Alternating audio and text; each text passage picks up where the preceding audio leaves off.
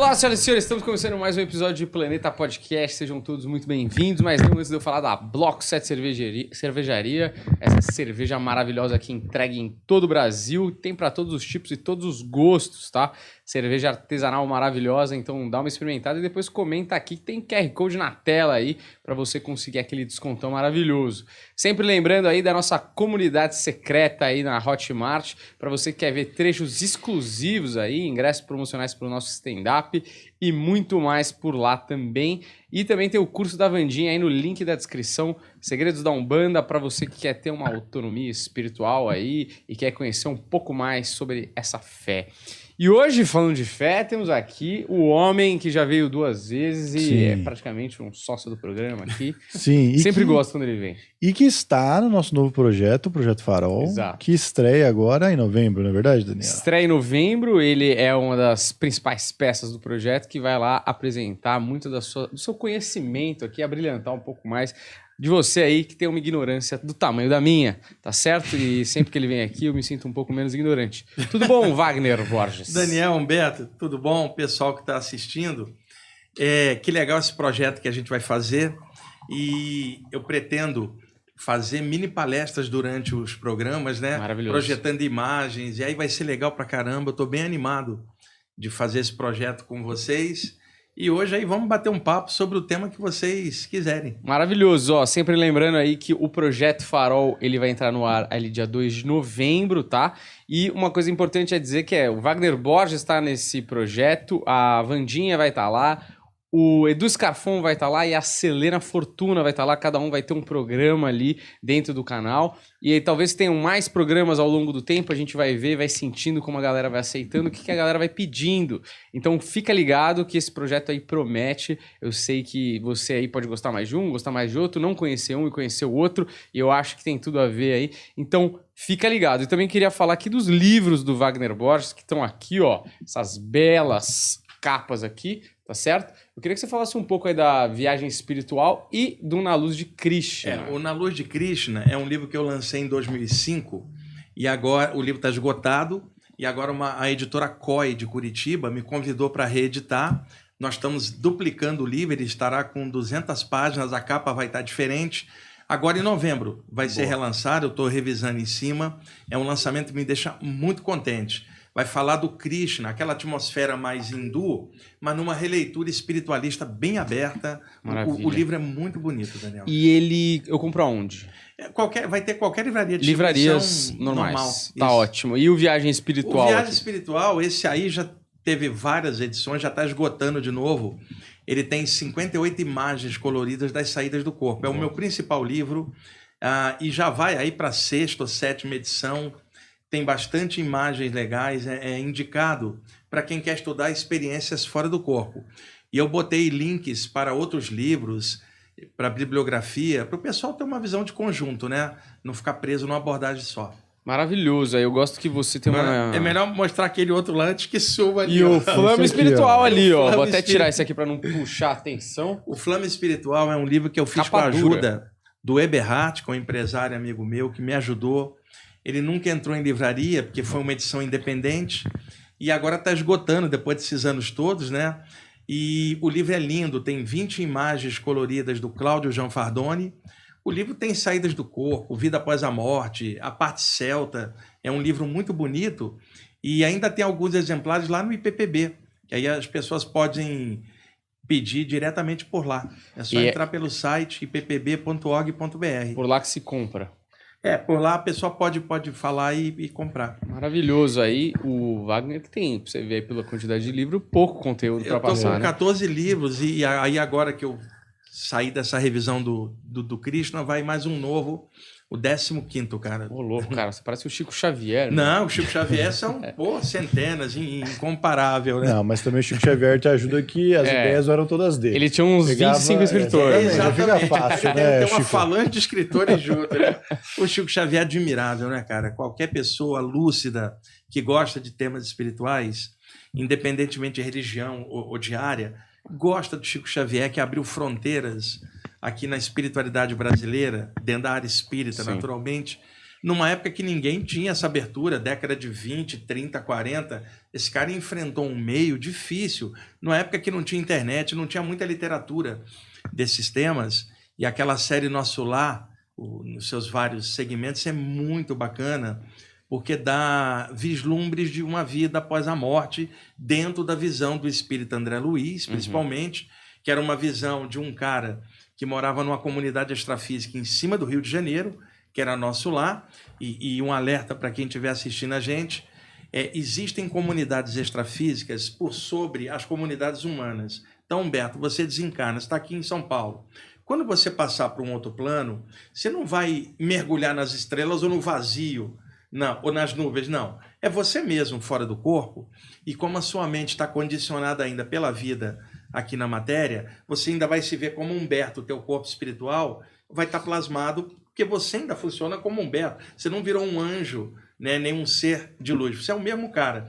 Então você vai estar vivendo numa comunidade com pessoas afins com o que você tem de desejo, de objetivos, gente que comunga da mesma praia que você, na mesma vibração, semelhante atrai semelhante.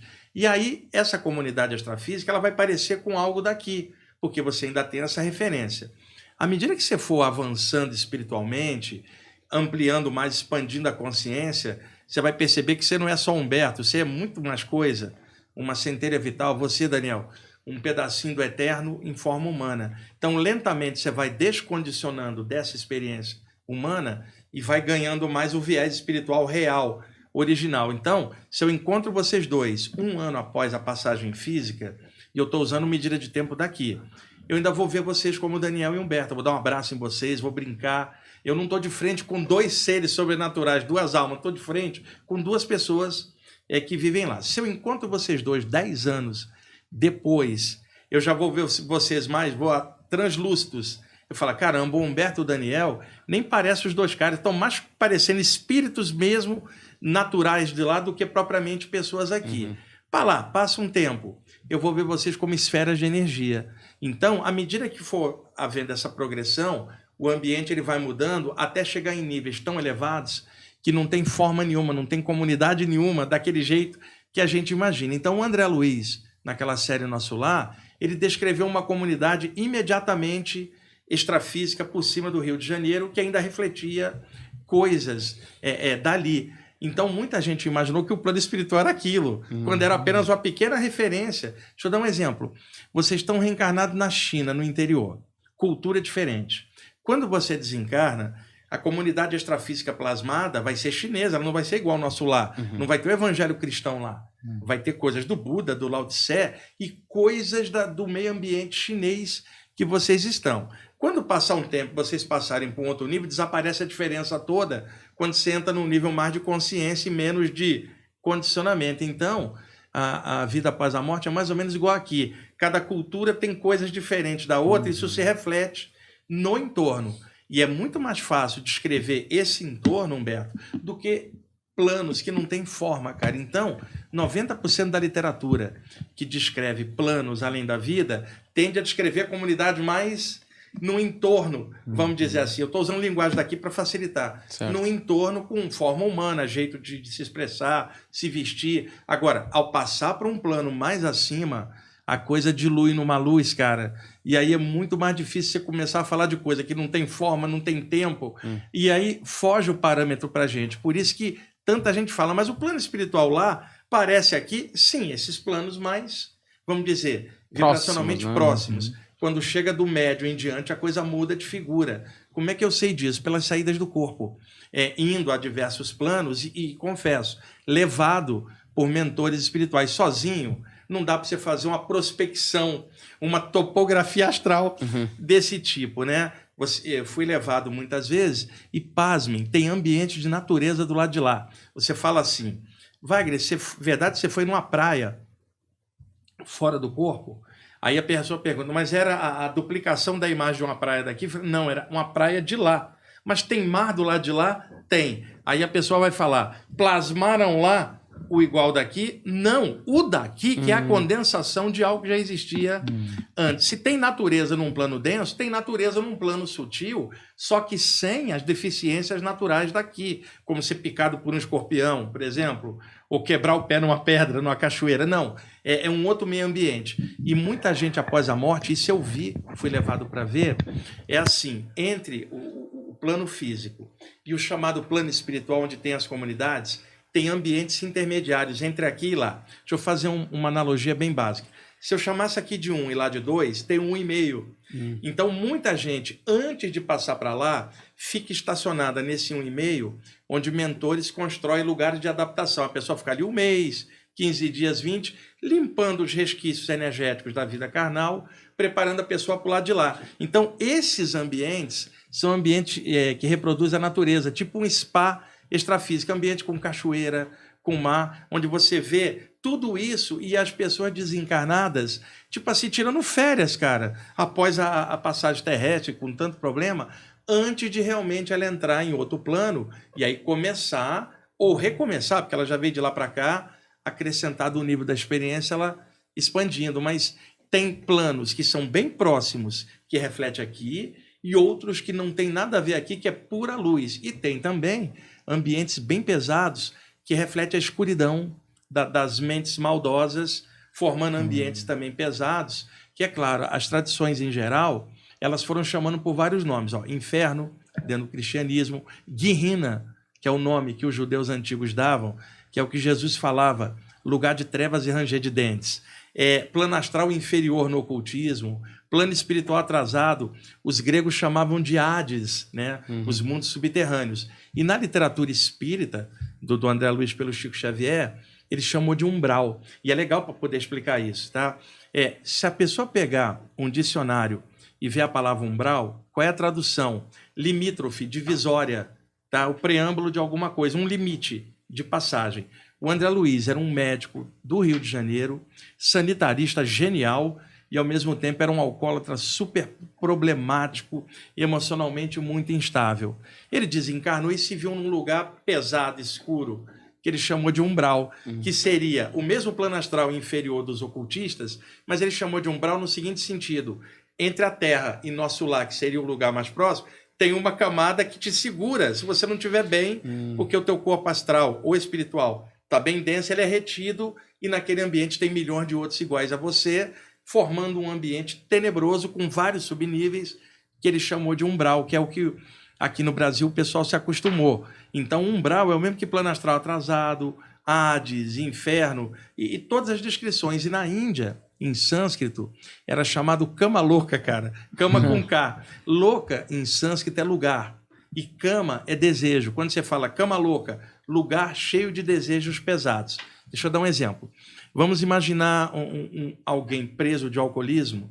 Eu não estou falando de alguém tomar uma cerveja, estou falando de alcoolismo, ou a degradação que as drogas causam. Um caso assim, pegar um alcoólatra complicado. E lembrando que tem alcoólatras que são pessoas ótimas, exceção quando estão alcoolizadas. Porque ela, quando está sóbria, é uma pessoa excelente. Isso também dá diferença. Agora, quando se é alcoólatra e quando está sóbrio você também é problemático, você juntou dois problemas enormes dentro da tua consciência. Então, o cara passa para o lado de lá, Humberto, Daniel, e aí abre uma luz, vamos supor que o Buda fala, venha, irmão, sobe, né? E aí eu brinco com isso. Alguém diria assim, no meio espiritualista, entra na luz, irmão. Aí o pretinho velho na Umbanda, o pai Joaquim, falaria assim, canta para subir, Mesifio.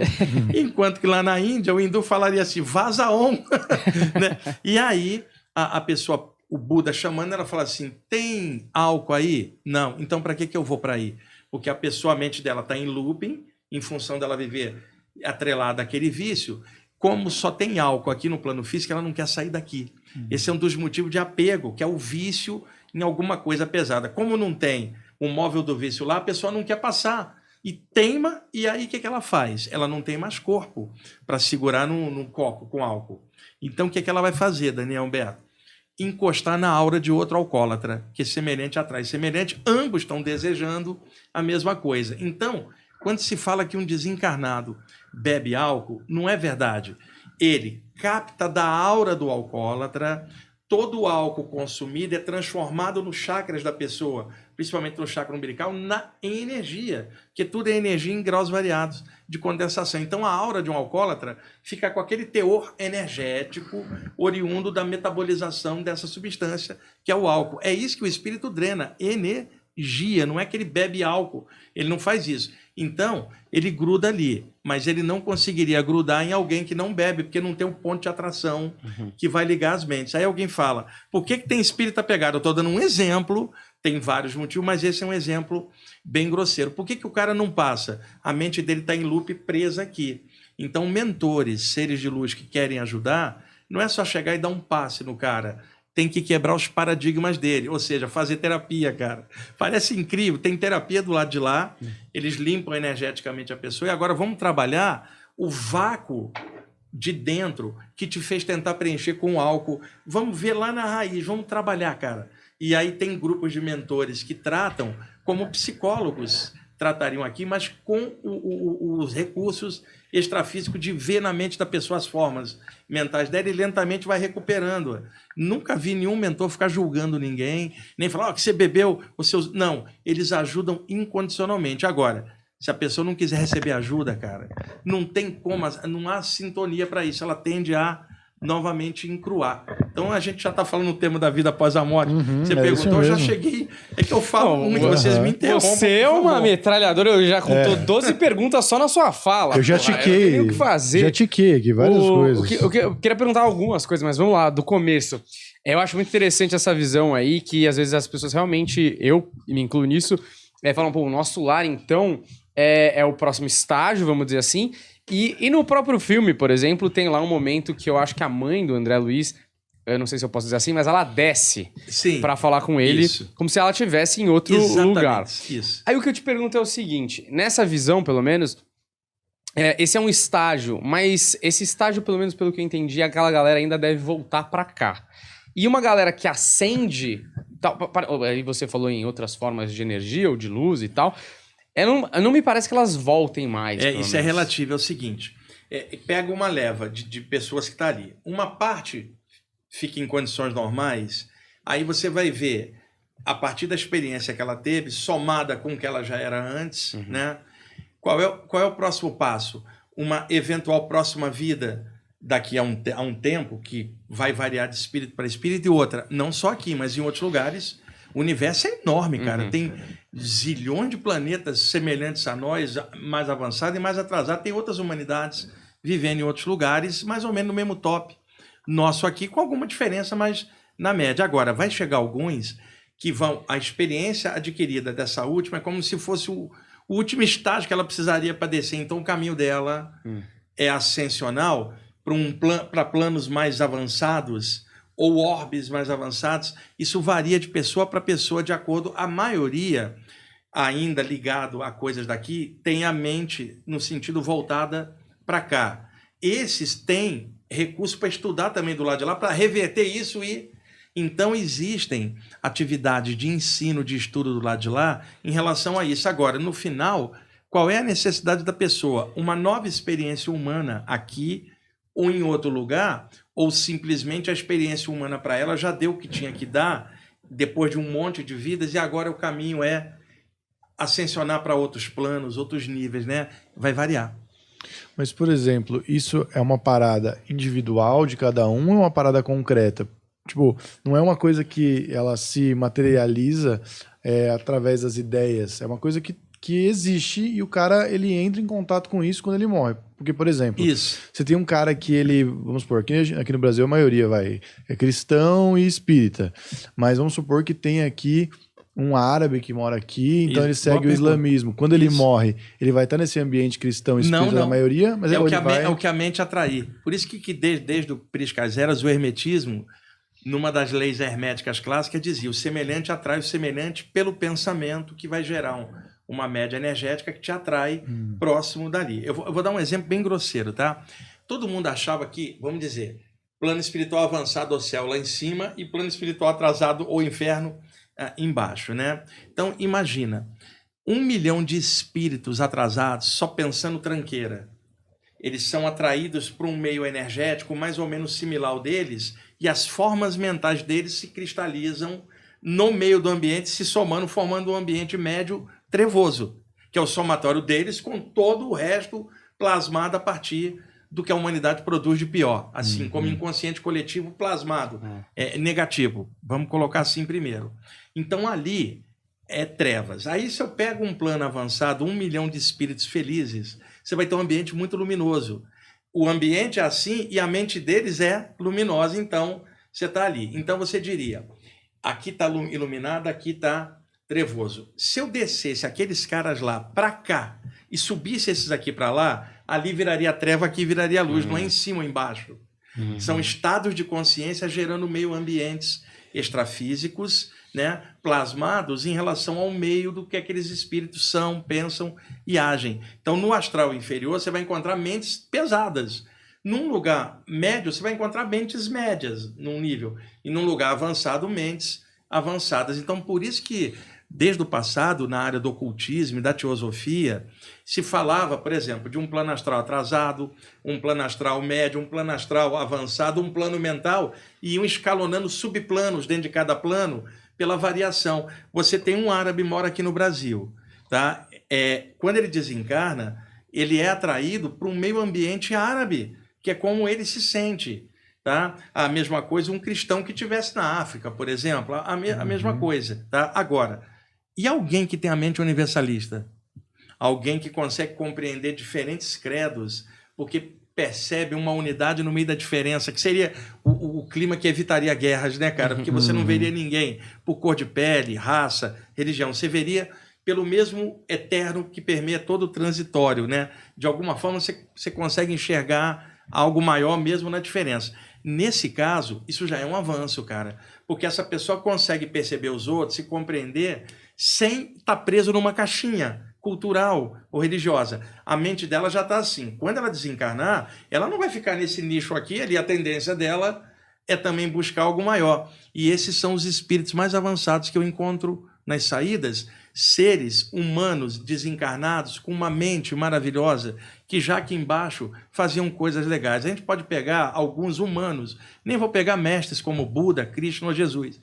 Gandhi, Martin Luther King, grandes homens e mulheres também que já tinham essa visão aqui. Quando eles desencarnam, a visão deles é macro, não vai ficar dentro do micro cultural de uma comunidade. Então, um dos maiores avanços que uma pessoa pode ter quando está encarnada é expandir a consciência dentro da diferença, ela achar a unidade que é o equilíbrio dela para conviver com tudo, cara, em ponto de equilíbrio. A evolução chama a gente para o equilíbrio. E eu fiquei pensando outro dia, Humberto, a Terra tem tanta forma de vida diferente, cara. Você tem uma baleia que é um cetáceo, que é diferente de um batráquio, que é um sapo, totalmente diferente. Aí você pega um símil, um macaquinho, totalmente diferente de um aracnídeo, como uma aranha, por exemplo. Então, num planeta igual ao nosso, você tem milhares de formas de vida diferentes. Nosso planeta é desse tamanho, Daniel. Extrapola isso para o infinito do universo. Se num planetinha só tem tanta diferença, ampliando isso para o infinito, o universo é só diferença. Não vai ter nada tão igual quanto a gente espera quando a mente está fechada. Então, alguém encarnado que já tiver uma mente dessa, já é alguém que está mostrando uma qualidade de compreensão maior em relação às diferenças, em geral. E isso já é um avanço. Quando ela passar para lá, a mente dela já está mais alargada, naturalmente. Então, um dos pontos mais legais que a espiritualidade mostra é: abre a mente, segue a linha que você quiser, honre aquela linha, é o que você respeita, mas entenda, culturas diferentes produzem valores diferentes e, de repente, do outro lado do planeta, tem uma outra cultura com valores diferentes, mas que chega no mesmo ponto que atua por vias diferentes. Então, não briga com o outro. Você pode não concordar com a maneira que o outro leva as coisas, mas você vai compreender se a sua mente estiver aberta. E aí é que eu não consigo entender religiosos e até mesmo estudantes espirituais totalmente radicais e trancados numa caixinha e condenando todo o resto de fora. Isso não é espiritualidade, isso é radicalismo da mente humana.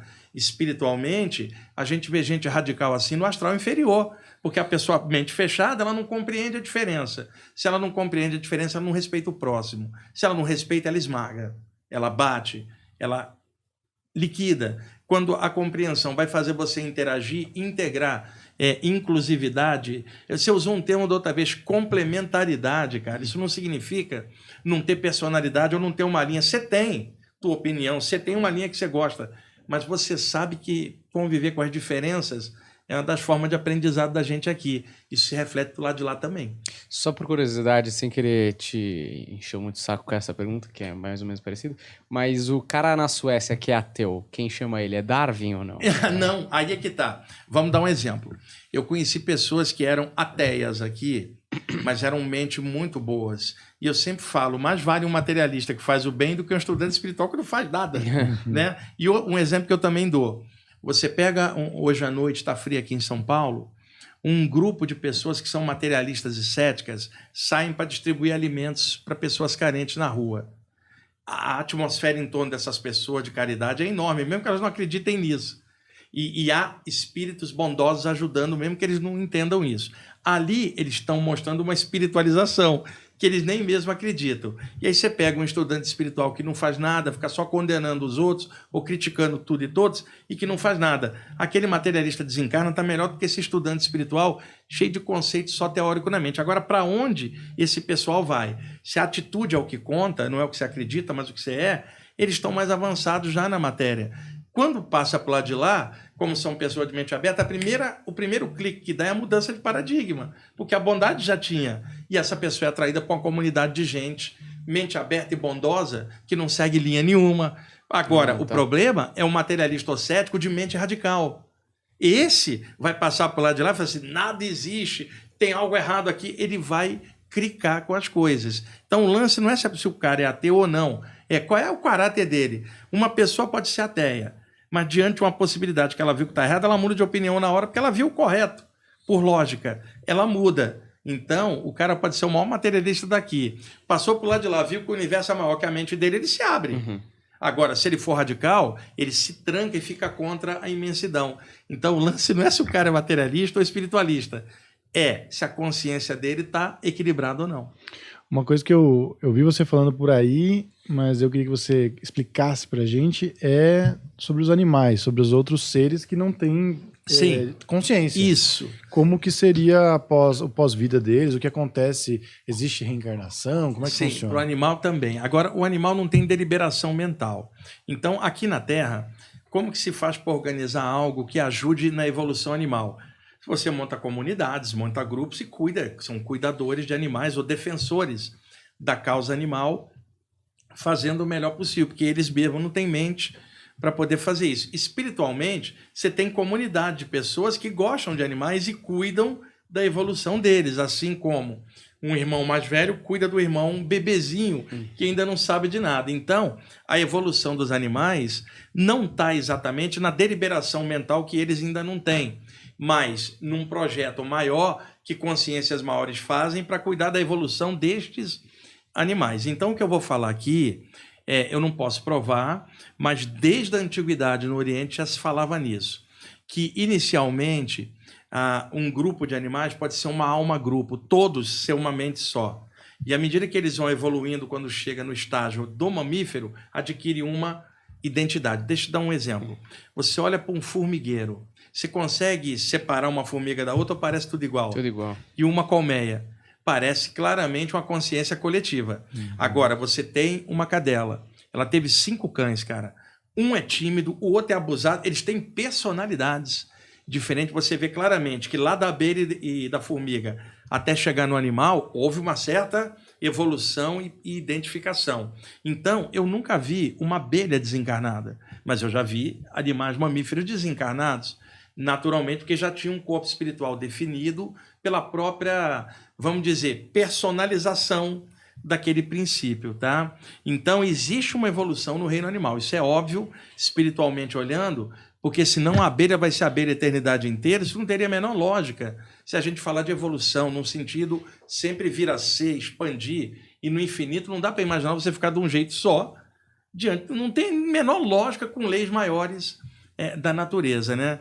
Então, no mamífero, o mamífero desencarna e você vê claramente ele extrafisicamente. Então, na natureza, na selva, essa reencarnação é muito rápida, porque ainda é muito primitivo. Desencarna para ser pivap, é meio que automático. Aí há uma diferença, o Daniel e o Humberto. Essa diferença no mamífero, eu vou explicar como é que eu descobri isso, tá? Eu já contei essa história milhares de vezes, mas é uma história tão linda. O meu cachorro, Urama, que é um Yorkshire grande, médio, ele tem 13 anos, dorme comigo. Quando ele tinha mais ou menos uns 3 meses, quando ele veio ficar comigo, eu pensei, poxa, eu vou dar ele para alguém, que eu viajo muito, poxa, eu moro sozinho, né? Como é que eu vou cuidar desse bichinho? Aí ele dormiu a primeira noite comigo, falei, mas eu vou procurar algum amigo, que ele é tão bonitinho. Mas essa noite já era, cara, ele dormiu colado comigo e já era. Aí eu comecei a ter uma visão diferente. Eu, quando era adolescente, eu tinha um gato chamado Ernesto, e esse gato saía do corpo. Mas eu nunca tinha tido um cachorro. Então, começou a ser um aprendizado para mim. Quando eu viajava, deixava com alguns amigos que cuidavam para mim e fui me acostumando e ele comigo. Tá, voltando um pouquinho para dar uma lógica. Quando eu tinha 16 anos, tinha um gato chamado Ernesto, ele dormia no sofá da sala.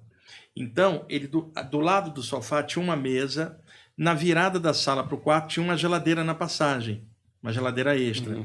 Ele, então, dormia ali, pulava no braço do sofá, pulava na mesa e pulava na geladeira. E minha mãe abriu um buraco por cima para ele sair para a noitada, porque gato quer sair, né? E esse gato aprontava, pegava as gatas. Detalhe, comia carne, comia peixe, comia de tudo. Tá. Eu, às vezes, deitava no sofá da sala, porque eu acordava muito cedo para trabalhar. Eu trabalhava de dia no escritório do Rio, fazia o 2º grau à noite. Então, às vezes, eu deitava no sofá da sala. De madrugada, o Ernesto pulava em cima de mim para me tirar do lugar dele. E você sabe, adolescente como é marrento, né? Eu dava uma cotovelada, sai, cara! E ele, aí o que ele fazia? Pulava na quina do sofá, na mesa e deitava em cima da geladeira. Então, eu deitado aqui, eu enxergava o gato dormindo em cima da geladeira. Uma noite eu estou deitado de bruços, eu tinha 16 anos, há 1 ano que eu estava experimentando saídas do corpo e ainda estava tentando entender, não tinha ninguém para conversar, eu estava lendo os primeiros livros para tentar entender aquilo. Eu acordo virado de barriga para baixo, totalmente paralisado. Não conseguia me mexer, aquela paralisia do sono que eu já estava acostumado, relaxei, nessa hora não se mexa, fica tranquilo. Comecei a sair pelas costas, alguns centímetros por sobre o corpo, espiritualmente falando. Daqui de cima eu já via a nuca do meu corpo virado para baixo. Algo salta nas minhas costas, mesmo. Eu tomei um susto, falei, é um espírito. Eu tinha 16 anos, cara.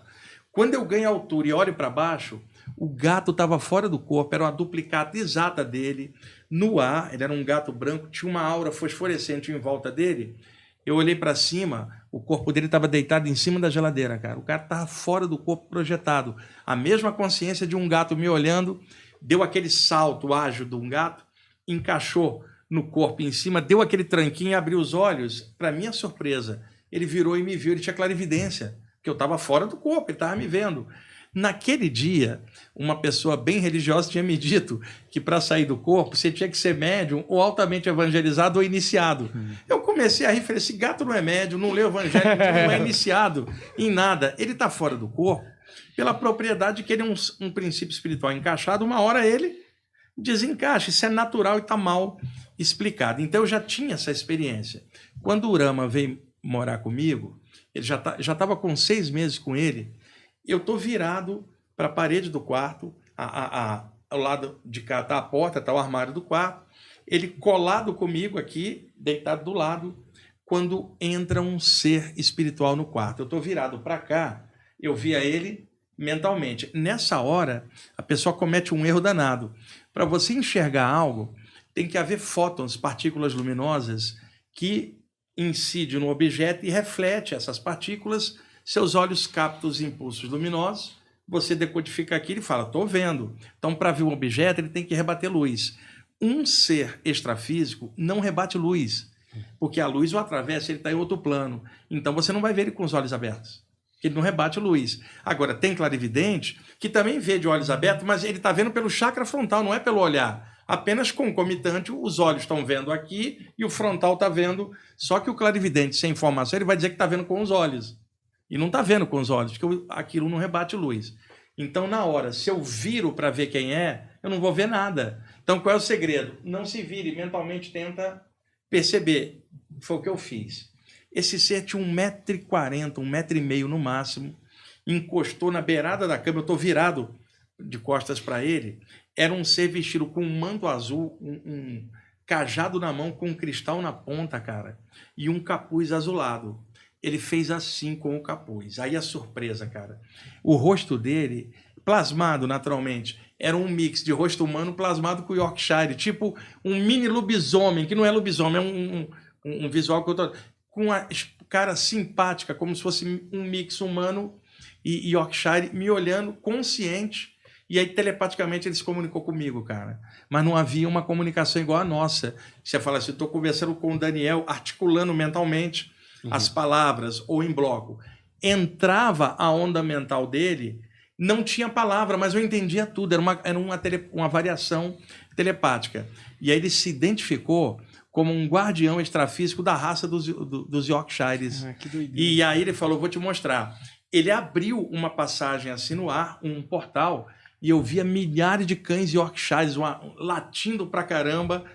Aí ele fechou e falou assim, esse é um plano muito violento para um ser humano ver, porque ainda é primitivo. Você está vendo o geral, grupal. E aí ele me deu a grande informação, que era o seguinte, na floresta, o animal faz parte do grupo. Desencarna, reencarna. Isso até na literatura espírita de Allan Kardec tem isso, que a reencarnação é quase que instantânea. Por que eu estou falando isso? Porque toda vez que eu vou falar o que eu vou falar agora, tem espírita que fala, mas Allan Kardec disse que era instantâneo. E isso porque ele não tinha um guardião desse aqui falando o que ele falou para mim. É o seguinte, na natureza é certo, é rápido. Tá. Quando o animal vem viver com um ser humano, ele está vivendo com alguém que não é preso ou predador. É totalmente diferente. E se o ser humano trata com amor, ele desenvolve o chakra cardíaco dele, que antes na floresta só era desenvolvido para aqueles da sua própria espécie, não contra outro que é o predador ou a presa. Que aquilo faz, porque na natureza funcionaria o chakra umbilical, que é comida, a pulsão básica, o gênito urinário, que é a sexualidade do animal, que também transa, e a base da coluna, que é a estrutura do corpo e o sono. Quando ele vem viver com o ser humano, começa a abrir um sentimento novo, e o chakra cardiorrespiratório dele começa a abrir. Ele vive com o ser humano, e o ser humano que trata ele bem também desenvolve o seu, na relação com aquela criaturinha que já não é mais um bicho, é seu filho, cara, né? E aí, quando ele desencarna e passa para o outro plano, ele tem que ter gente perto, já não estava na natureza mais. Deu um upgrade, porque o chakra cardíaco, aí precisa de cuidadores deles do lado de lá, e ambientes preparados para a evolução do mamífero, agora que individualizou de uma tal forma, porque ele conviveu com pessoas. Então, o processo dele vai levar um tempo diferente do lado de lá, diferente na floresta, onde aquilo seria meio que quase que instantâneo. Por isso tem cuidadores de animais do lado de lá, e eu só posso falar de cães e gatos, porque próximos. Eu não tenho como falar, por exemplo, de um elefante. Na Índia, tem lares que tem um elefante no quintal. O cara trata o elefante igual a gente trata o cão ou o gato aqui. Então, o cavalo também tem cavalos que hoje participam de tratamentos com crianças especiais. Tem um sentimento enorme. São animais diferentes de uma abelha. Um golfinho não é um lambari. Sabe? Um golfinho é quase um humano, né? Praticamente. Então, tem ambientes do lado de lá de seres humanos desencarnados que cuidam dessa evolução deles, assim como tem seres muito maiores que a gente não percebe, que cuidam da humanidade e a gente também não percebe. Então, eu aprendi isso com esse ser, e ele me disse uma coisa também importantíssima. Os nossos chakras estão ligados às raízes na coluna vertebral, abrindo bocas para frente e para trás. O da base conecta a gente com a Terra, e o do topo da cabeça conecta a gente com o espaço infinito, a expansão da consciência. O animal, exceção do macaco, que agora está ficando já quase na vertical, os animais têm os chakras na sua coluna na horizontal, e diferente do ser humano, que tem na vertical e com uma abertura para o infinito, que eles ainda não têm, porque ainda estão num processo evolutivo diferente do nosso. Então, como os chakras deles estão no horizontal, as bocas deles percebem a energia da natureza. Por isso eles preveem terremoto antes, tempestade por instinto, e se afasta. Eles estão ligados na energia planetária. O ser humano também está, pela base da coluna, mas ele também está ligado ao plano das ideias, que o animal ainda não tem. Quando eu falo ideias, no nível humano, porque o animal tem a percepção dele. Agora, vamos ser claros, o animal não vai fazer um poema. O animal não vai fazer uma canção, não vai montar um stand-up do Humberto. Tá? E o animal está dentro do instinto dele. O ser humano tem instinto, mas tem o poder da consciência de transformação. O cachorro vai ser cachorro a vida inteira, cara, com o jeito que o cachorro tem, podendo ser educado. O ser humano, ele pode mudar paradigmas e mudar a vida inteira e sair do padrão. Então, o animal, ele evolui quando está perto da gente. Agora, quem maltrata o animal não está contribuindo para isso e está atrapalhando o processo. Por isso, além da morte, os animais vivem, e aí eu não tenho como dizer para as pessoas como é que é um boi desencarnado, sabe? Como é que é uma pantera na floresta, porque eu estou falando de animais domésticos, que foi o que eu pude observar. Na natureza de outro jeito, eu não sei como é que é a aura de um matadouro, que é claro, não pode ser boa com todo aquele sangue do animal rolando, mas são condições diferentes. Eu acho que por essa aberturinha do doméstico, dá para imaginar outras coisas, né? E eu faço esse alerta porque tem gente tão fanática pela questão animal que se torna muito radical e chata. Por exemplo, eu conheço gente que adora o animal e detesta o ser humano. Isso aí é uma inversão de valores. Você tem que compreender tudo. E tem ser humano pilantra que maltrata o animal. Eu também não gosto. Mas eu não vou chegar e exterminar o cara ou ficar... Que aí já é chatice da minha parte. Não. A gente vai cuidar do humano e do animal dentro da medida que a tua consciência for expandindo. Então, porque a gente está falando de animais domésticos, que é onde eu posso passar informação. E chega alguém e fala... E o urso polar, não tem a menor ideia, gente. Nunca nem viu. Porque as pessoas elas vão radicalizar. Por exemplo, eu tenho um amigo que tinha um blog sobre cães. E ele é cachorreiro, como se chama. Saía às noites para resgatar cachorro perdido na rua, descobrir um abrigo. Um cara fantástico. Durante o dia trabalhava à noite. A mulher dele reclamava: você dá mais atenção para os animais de rua do que para mim. Mas ela compreendia. Pessoas que gostam de animal começaram a incomodar meu amigo no blog dele. Por que você só fala de cachorro? Por que você não está vendo as baleias e tal? O boto da Amazônia. Veja, o cara trabalha durante o dia, tira o tempo dele para cuidar dos cachorros, e o outro que está ali na internet não faz nada criticando. Ele fechou o blog.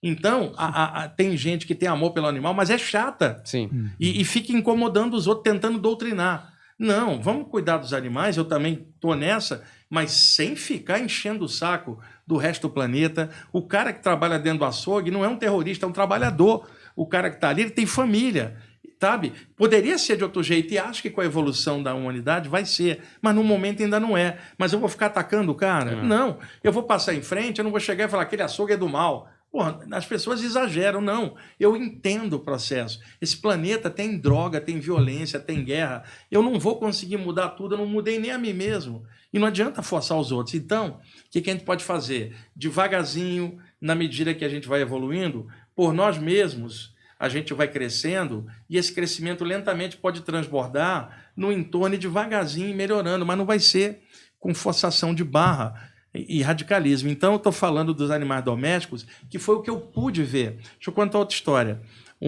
Me mostraram outro dia uma fazenda, eu não sei onde é, aqui em São Paulo, um gato chamado Malhado, e ele era malhadinho mesmo, foi mordido por uma cobra no terreno rural. E aí enterraram o gato atrás de uma árvore no terreno da fazenda. O gato era da filha do casal. Eu fui levado para ver, fora do corpo, o casal sentado, triste, a criança dormindo no colo, também muito triste. Eu vi um espírito hindu atravessar a parede com o gato desencarnado no colo, cara. Soltou ele, o gato foi na menina, foi ali para se despedir. Eles não percebiam nada. Ele pegou o gato, abriu uma passagem. Quando o gato entrou, eu vi uma fazenda extrafísica com milhares de gatos, cara. Um lugar só para gato desencarnado no período deles extrafísico.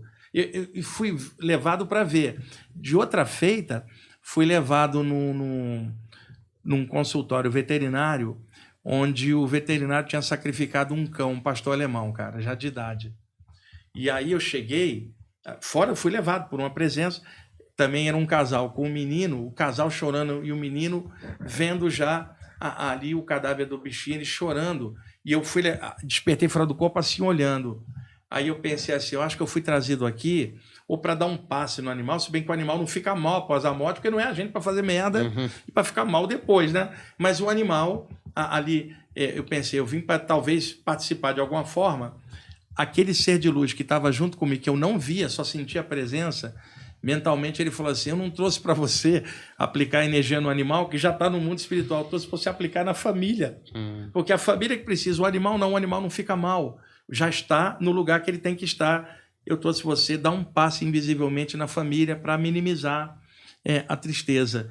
Né? Eu sempre fui levado para atender os humanos, não os animais. E eu digo, o animal não fica mal após a morte. O animal Se mordeu alguém, foi extinto, não foi igual a gente ferrando alguém.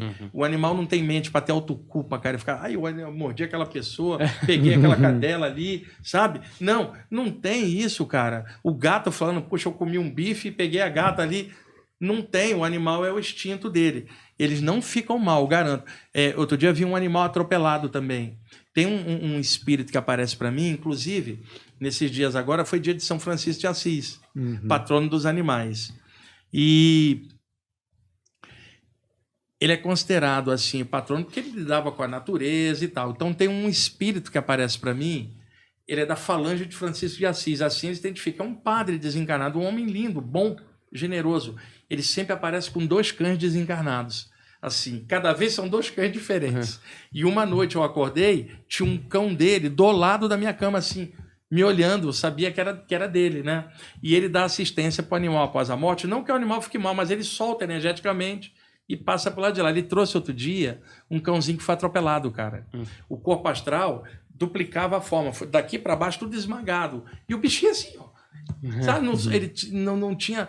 E aí eu vi ele dar um passo e remodelar a forma do bichinho e passar ele num portal de luz. Então, o animal pode sofrer impactos. E outra, na floresta ele sofre impacto do predador.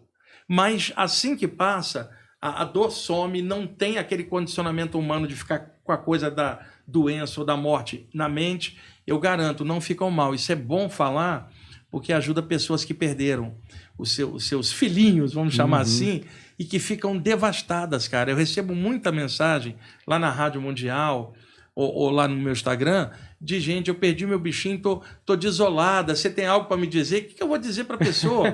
Cara, quem tem um bichinho de estimação, entenda, o tempo deles é menor que o nosso. Isso é da natureza, não é punição.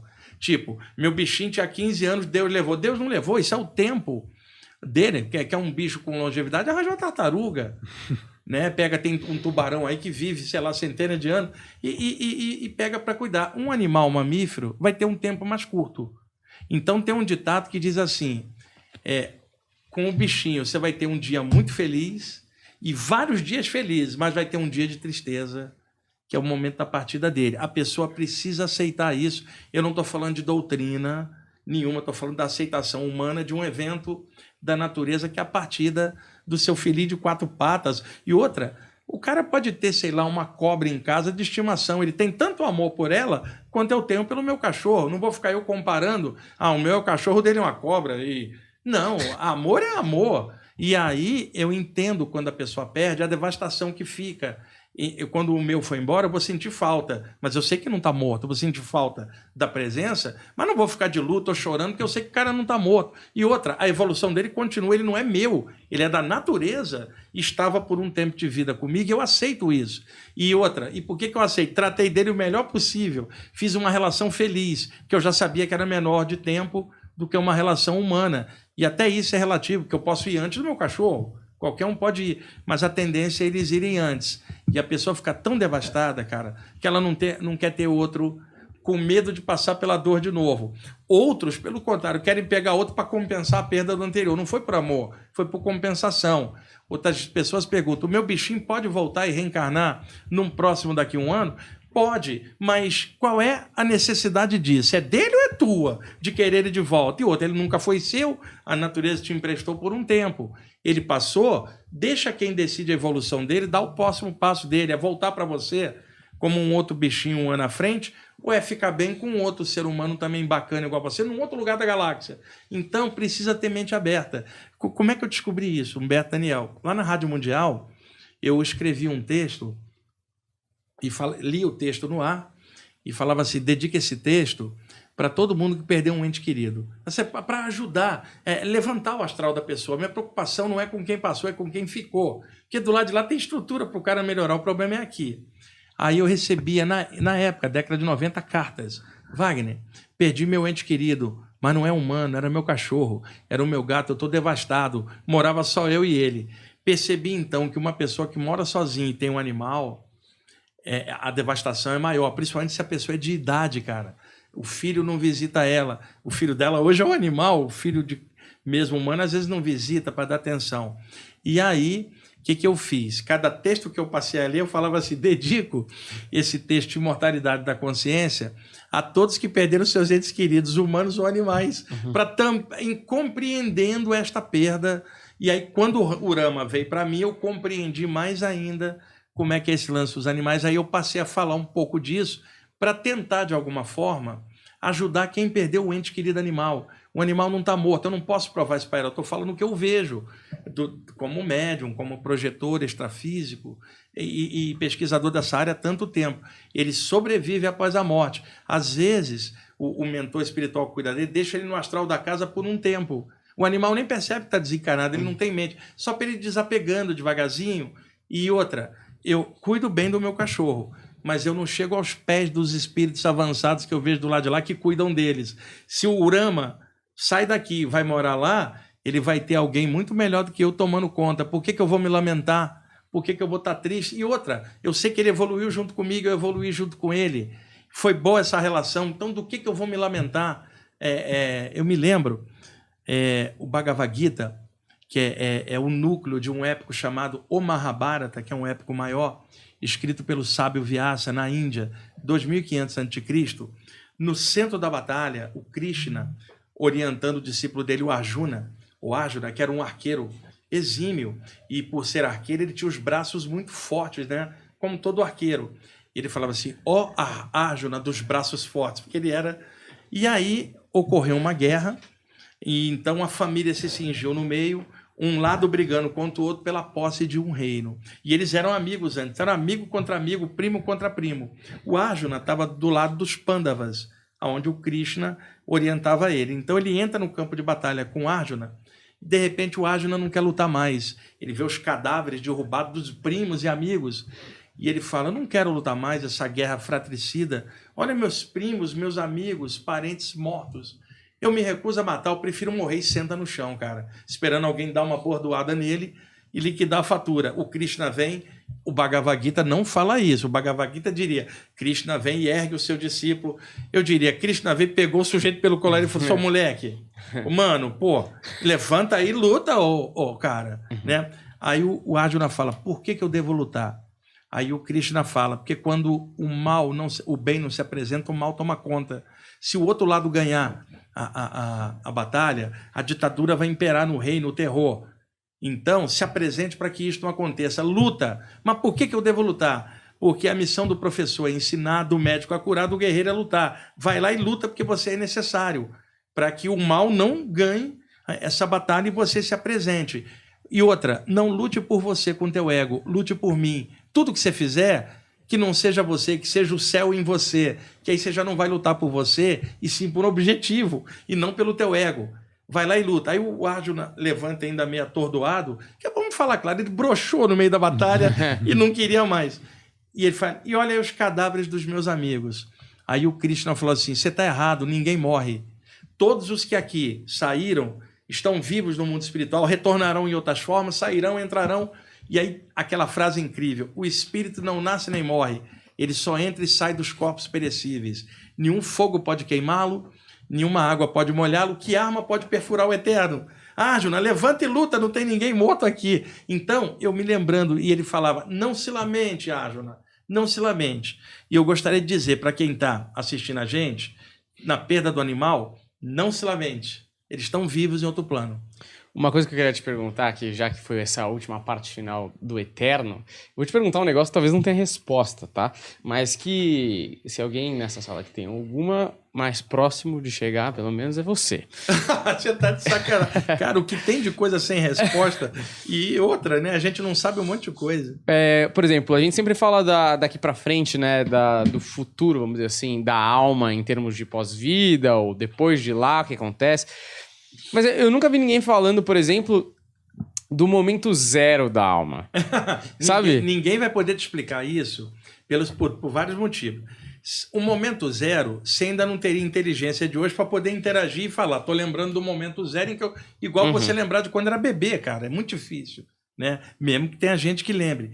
Então, esse momento 0, sendo a gente ainda, quer dizer, novo na praça, vamos dizer assim, você não tem nem memória disso, porque a tua mente não processava ainda a informação como hoje. Segundo, a noção de tempo é relativa. Momento 0, momento 1 milhão, isso diante da eternidade nem se aplica, né? A gente está usando uma medida de tempo daqui. Então, eu até contei isso outra vez. Eu perguntei a um espírito como é que Deus tinha criado tudo. Um mentor espiritual. Ele riu e falou assim, nós também estamos tentando saber. Eu falei, não é possível, alguém tem que saber. Ele falou assim, olha, tem seres espirituais tão evoluídos que não têm forma, são pura luz. Eles estão além do tempo e do espaço.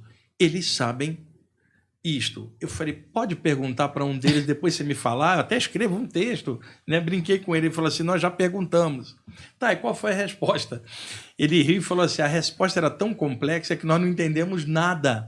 Eu falei, não é possível, né? Alguém tem que saber. Ele falou assim, só tem uma coisa, que é o que a gente está fazendo aqui no estágio que a gente está. Um dia nós nos tornaremos iguais a eles e assim saberemos. Mas para chegar até lá nós vamos ter que crescer.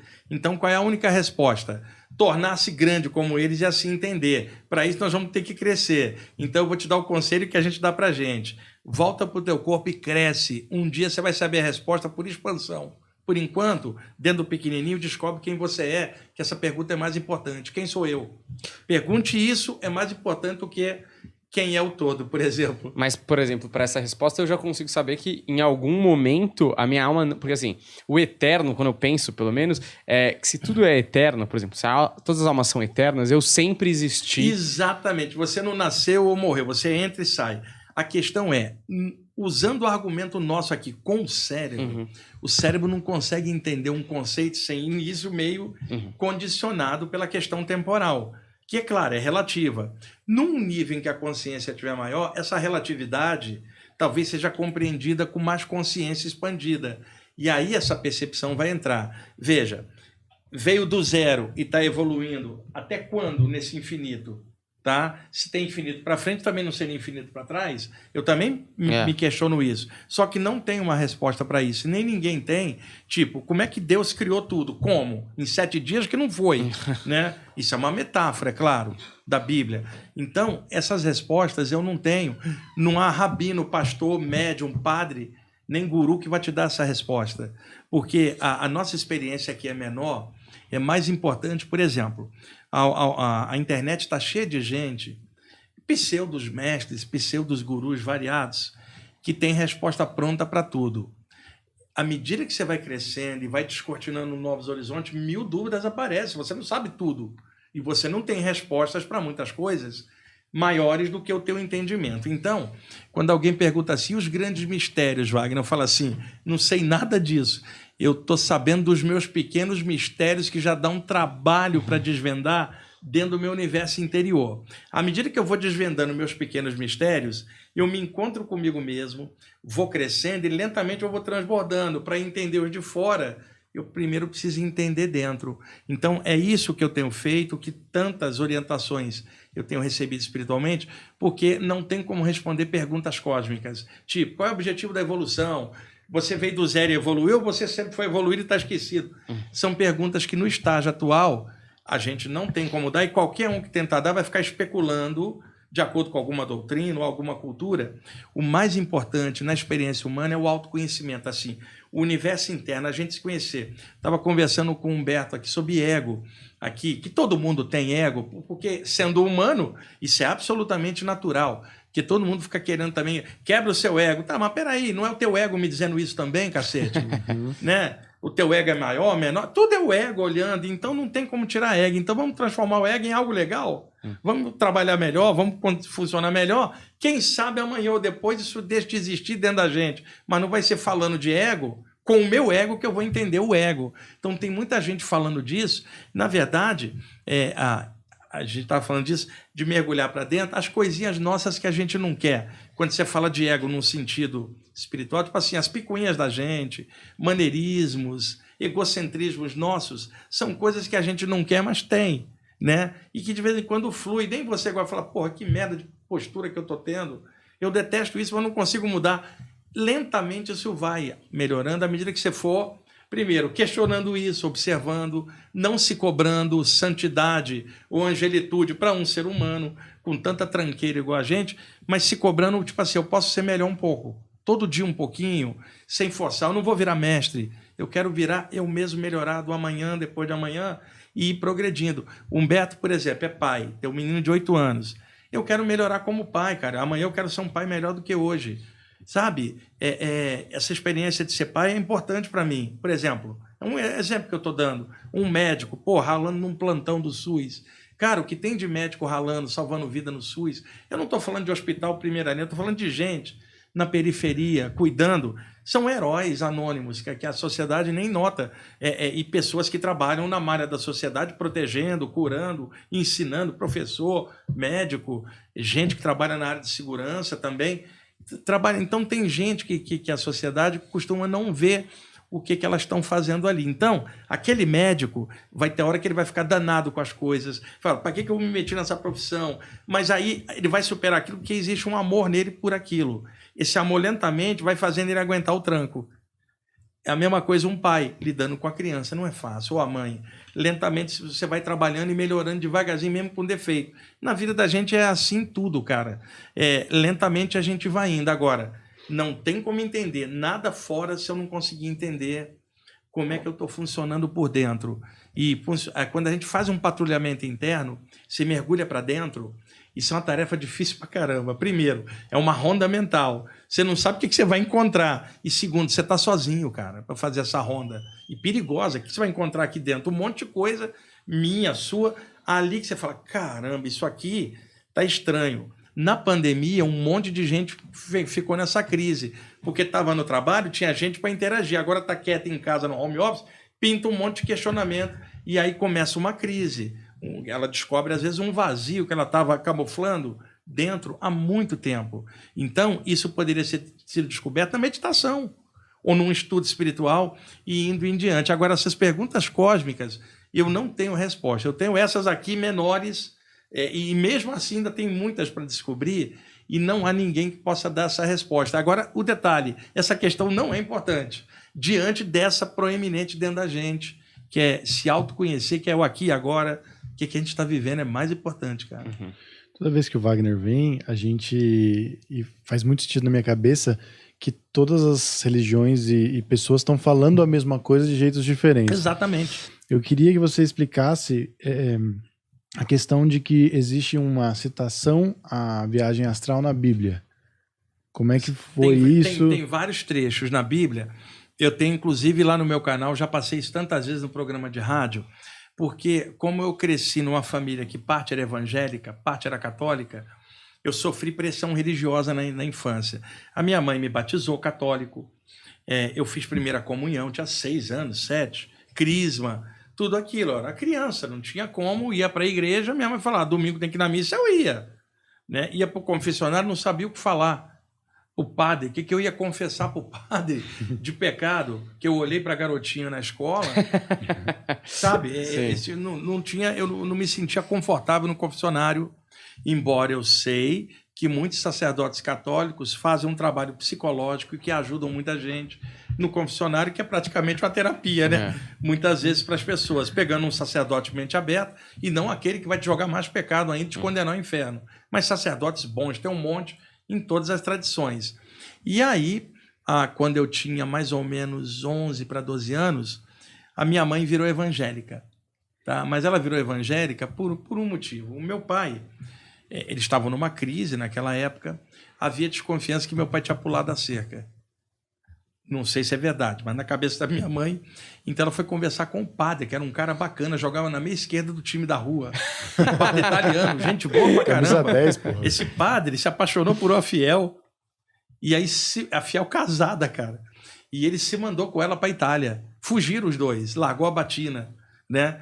E não se soube mais notícia dele. Para nós do time ele era o herói, né, o padre. E jogava um bolão na meia esquerda. E aí o padre, naturalmente, tentou botar panos quentes para tentar salvar o casamento dos dois. Era o que ele tinha que fazer. Minha mãe ficou danada, não se sentiu apoiada, largou o catolicismo e de raiva virou evangélica. Não foi por amor, mudou de raiva para pegar o... não fui bem atendido, eu vou para o concorrente. Literalmente, era minha mãe, eu estou contando a história da minha casa, não estou dizendo que é a história de ninguém, estou contando a de casa. E aí minha mãe ficou extremamente radical, cara. A minha mãe, como católica, tinha a mente muito aberta. Mas como evangélica, ela começou a tentar doutrinar eu e meus irmãos. Como eu era o mais velho, eu não aceitava, porque eu dizia assim para ela, você estava ali e dizia para mim que aquilo era tudo. Agora você mudou porque você estava errado. E se você estiver errada na nova também? E minha mãe tentava me bater para eu não ter esse argumento. Me bater por motivo religioso, porque eu não estava aceitando a nova doutrina dela. Mas meus irmãos eram pequenos, foram absorvidos. Eu não. Logo depois, aos 15 anos, comecei a ter saída do corpo, cara. Aí, quando eu contei em casa, é claro, a minha mãe disse que eu estava endemoniado. A minha avó, que era católica, também. E o meu pai, materialista, ele falava, você está pirando, não quero papo. Aí, um dia, meu pai viu minha mãe brigando comigo. Minha mãe tentou picotar meus livros em nome de Jesus, cara. E eu reagi contra ela, não deixei. E aí, meu pai, vendo aquilo, meu pai, um materialista, falou assim, olha, eu deixo você ir na sua religião, eu sou materialista, eu não acredito em nada, mas eu respeito a liberdade de expressão. Eu permito você ir na sua religião, acreditar no que quiser, não te cobro nada. A mesma liberdade que eu estou te dando, o garoto vai ter para seguir o que ele quiser seguir ou nada. O exemplo que eu tive de respeito, cara, não foi da evangélica com a Bíblia na mão, foi do pai materialista. Você nem foi da minha avó católica, mas do pai materialista que está aí com 95 anos, ainda está encarnado. A minha mãe tem 5 anos, que já vi várias vezes. E aí, para poder me defender da minha mãe, que levava um pastor em casa, e pastor, você sabe, ficava tentando me doutrinar, e é claro que nem todo pastor assim, tem um monte de pastor, gente boa que eu conheço, mas esse era radical pra caramba. Né? Qualquer coisinha contra era o diabo que está te fazendo contrariar. E aí, para me defender dele, eu tinha que achar os trechos na Bíblia que falavam de saída do corpo. Eu achei. Quando eu achei, quando ele chegava lá, eu falava, pastor, capítulo tal, versículo tal, aqui o Paulo de Tarso está dizendo isso, ele saiu do corpo. E agora, ele também está com o demônio? Não, não é bem assim. Aí, cada vez que ele chegava, eu estava com outro capítulo e versículo. Era Lucas, João, era Ezequiel. E aí, ele foi mudando a conversa e falou para minha mãe assim, ele não está endemoniado, tanto que ele está lendo a Bíblia, a gente que não entendia ele. Foi mudando, porque ele estava sendo confrontado pelos trechos. Eu não lembro os trechos de cabeça, alguns eu lembro. Ó. Por exemplo, Coríntios 2, capítulo 12, versículo 1 a 6. O Paulo de Tarso diz literalmente assim, conheço um homem em Cristo que há 14 anos foi arrebatado ao terceiro céu. Aí ele põe entre parênteses, se dentro ou fora do corpo só Deus é que sabe, e sei que o tal homem ouviu coisas inenarráveis no terceiro céu. Aí ele põe de novo, se dentro ou fora do corpo só Deus é que sabe. Daniel, se o cara foi ao terceiro céu, quer dizer, primeiro o céu é a terra, segundo é o plano psíquico, terceiro é o plano celeste. Se ele foi ao céu com um corpo físico, ele não foi. E o Paulo de Tarso, em Coríntios 1, capítulo 15, versículo 44, nomeia o corpo sutil de corpo glorioso ou corpo espiritual. É ele que criou a expressão. E no Coríntios 2, ele manda a carta dizendo que um tal homem foi no paraíso, se no corpo ou fora do corpo, Deus é que sabe. Aí quando o pastor chegava lá, fala, ó, Paulo de Tarso estava com o demônio também, olha aqui, fora... Aí o pastor não tinha como ir contra a Bíblia. Depois fui descobrindo Lucas, fui descobrindo o Apocalipse de João, o Ezequiel. Leiam Ezequiel capítulo 1, do versículo 1 até o 10, mais ou menos. No capítulo 1, não, desculpa, falei besteira, capítulo 8 do Ezequiel, a partir do versículo 1. O Ezequiel conta que estava numa reunião com os 12 anciãos da tribo de Judá e que de repente desce uma luz sobre ele. Que ele fala, a mão de Deus desceu em mim.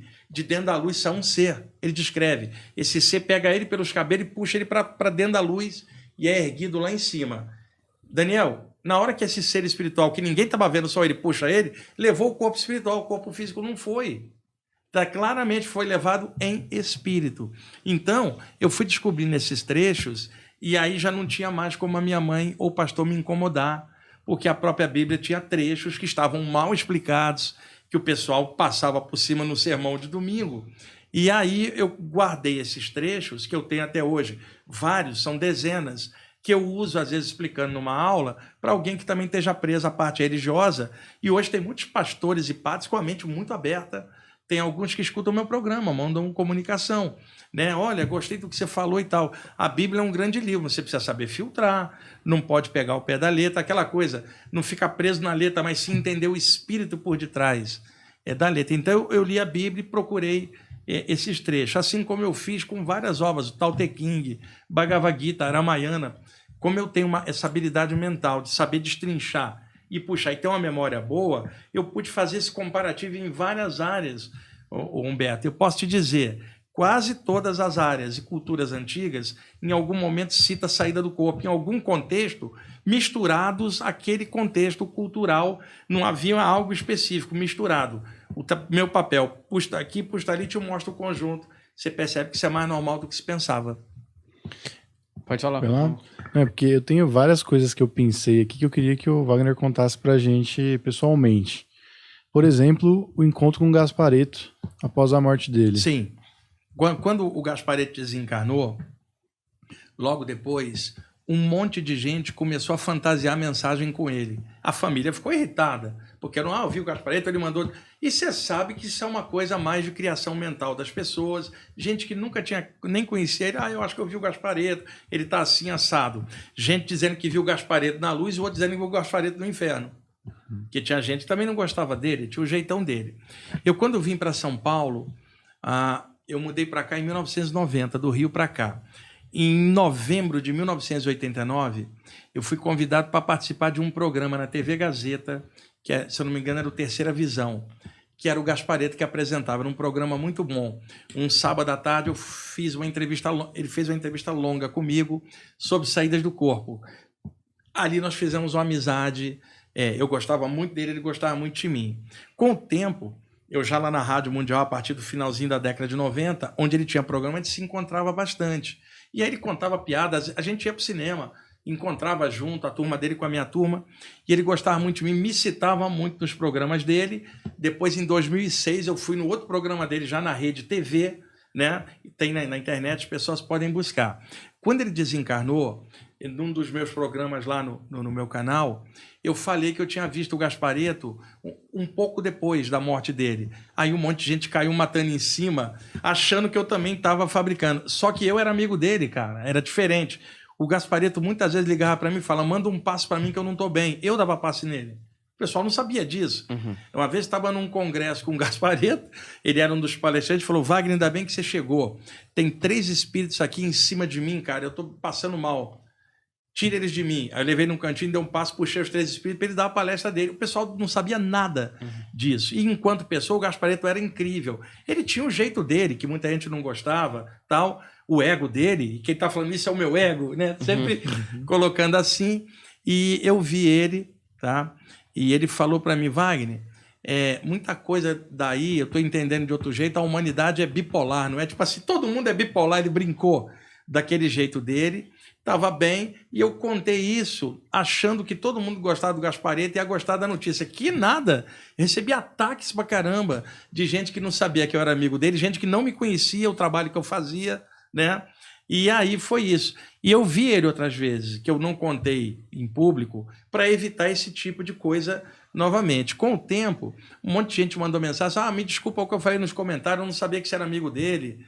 Eu não conhecia teu trabalho, e muita gente achou, inclusive gente da família, que era mais um, não sabiam que era eu que tinha falado aquilo, que era, amigo dele, sensitivo, colega dele, que ele pedia para passar energia para ele, o pessoal não sabia desse tipo de relacionamento. E eu sei algumas coisas dele que eu não posso contar aqui, que ele me contou, ele está bem do lado de lá. Agora, ele falou claramente para mim, Wagner, a minha cabeça hoje está diferente. Assim, muito mais ampliada. Então, coisas que eu não gostava na religião, quando eu estava embaixo, eu agora estou com a mente aberta vendo de outro ângulo. E uma das coisas que ele falou, a ideia sobre Jesus que eu tinha era presa dentro da religião, que eu não gostava. Aqui fora eu estou percebendo uma outra coisa. Então, todo mundo quebra paradigmas, dá um upgrade, e o Gaspareto, inclusive, tem amizade com um grupo de padres desencarnados, que ele me mostrou, que ele já viveu com eles em outra vida. Então, ele foi tão reprimido sexualmente nessa outra vida, que nessa agora ele foi para o outro oposto, exagerou e detestava a coisa cristã. Chegou do lado de lá, ele harmonizou a outra vida com essa e entendeu aqueles homens padres que eram boas pessoas também. Então, o Gaspareto, ele abriu muito a cabeça. O Gaspareto, ele estava muito impaciente com as pessoas, ele também está mais compreensivo, está alegre, e ele falou para mim claramente que ele está estudando expansão da consciência para outros lugares. Então, é o que eu sei detalhes que ele me passou de coisas pessoais que, assim, não é importante contar, mas, no geral, o Gaspareto está muito bem. Imagina, Humberto, o Daniel está desencarnado tem 1 mês. Eu chego e falo, Humberto, eu vi o Daniel, cara. E outra, ele tá assim, assim, assado, né? E outra, ele já tá começando a abrir a mente para outras coisas também, além do que ele era como pessoa. Aí você fala, mas assim, tão cedo? Eu falei, cara, o Daniel era uma boa pessoa, outra, ele era médio, era sensitivo, já mexia com isso antes. Eu não esperaria que ele ficasse 1 ano ainda para se adaptar. Esperaria 2 dias, como eu espero para mim, nem 1 dia, cara. Quero estar adaptado do lado de lá tranquilamente. Sou um espírito aqui, agora eu sei, não vou virar. Né? Então, a média das pessoas leva meses usando a medida de tempo daqui para poder se adaptar. Você imagina alguém que vai conhecer o que é um chakra do lado de lá, cara. A gente já sabe disso aqui. Então, nesse sentido, o Gasparetto foi rapidinho. Ele desencarnou por câncer por causa de cigarro. Ele era fumante. Ele sabia do dano que causava. E isso era algo que ele teve que resolver do lado de lá. Mas, no geral, ele ficou bem. Eu posso afirmar para vocês, o Gasparetto ajudou um monte de gente que eu vi. Ajudou muita gente. Então, ele tinha crédito e isso ajudou ele na adaptação rapidinho do lado de lá. Eu fico meio puto, na verdade, que tem um negócio que é uma ignorância, mas eu fico bravo, que é esse jogo de a gente precisa evoluir e a gente precisa aumentar nossas paradas e tudo mais. E a gente chega aqui e deleta o meu HD. Porra, filha da mãe, por que eu não fiquei com o HD? Eu evoluía então, mais rápido. Eu também não gosto desse processo de apagar temporariamente. Tipo assim, não é apagar, é deixar você sem acesso à senha da memória integral. Porque ela não desaparece. O nosso cérebro, que é novo, não consegue segurar a memória extracerebral anterior. E aí é tipo assim, o teu HD, o teu cérebro aqui não tem o acesso a ele, cara. Você só tem o acesso a esse plano aqui. Então, vamos dar um exemplo. Suponha um cara é um ladrão de carros. E ele adora só roubar carro vermelho de luxo, por exemplo. Ele toma uma pancada na cabeça no acidente e fica com amnésia, não sabe que era ladrão. Mas todas as vezes que passa um carro vermelho na frente, se eu pudesse, pegava. Veja, o fato de não ter a memória não tirou o caráter do que você tinha dentro e a tendência. Então a gente traz muita tendência de outra vida para cá, cara. Assim, que são pulsões nossos que aparecem, que a gente precisa trabalhar e não tem jeito. Quem criou esse processo do jeito que criou assim. Eu também não gosto, eu gostaria que fosse de outro jeito. Mas, cara, diante do inevitável não tem jeito. Você já tá, assim, e nesse bolo você vai ter que fazer o melhor que puder. Tipo assim, saber ou não saber não vai adiantar. Quem programou isso tudo fez desta forma. E detalhe, tem morte no final. Você não dá para ninguém escapar. Você não sai vivo com o corpo dessa vida. Levando em conta que todo mundo é obrigado 1 hora a passar, seja jovem ou velho, o que quer que seja, é obrigado a passar. Então já existe pena de morte na natureza, que é o nascimento. Tudo que nasce um dia vai morrer. Então você quer morrer? Nasça. Então a pena de morte é o nascimento, que pressupõe que você vai, com o passar do tempo, ir embora. Isso é da natureza, não é uma punição. Reencarnou, você está sujeito a frio, trovoada, calor e morte no final. Então, é um perigo enorme uma pessoa atravessar uma existência inteira sabendo que tem morte no final sem estudar nada disso, cara.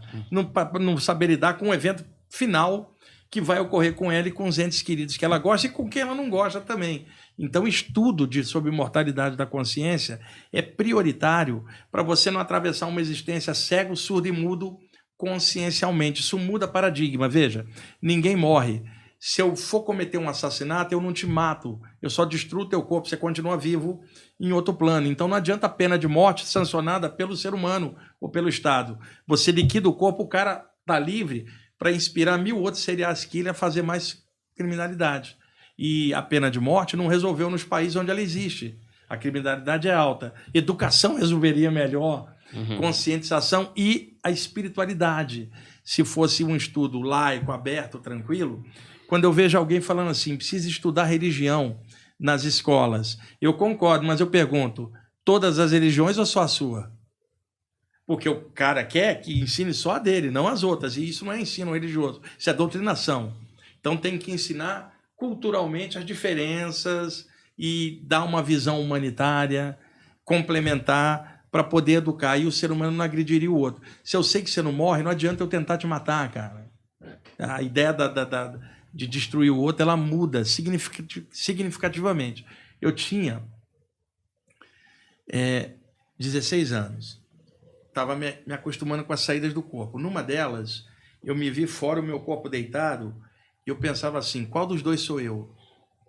Obviamente, eu sou esse que está pensando. Aquele ali está deitado, claramente é algo que eu entro e saio.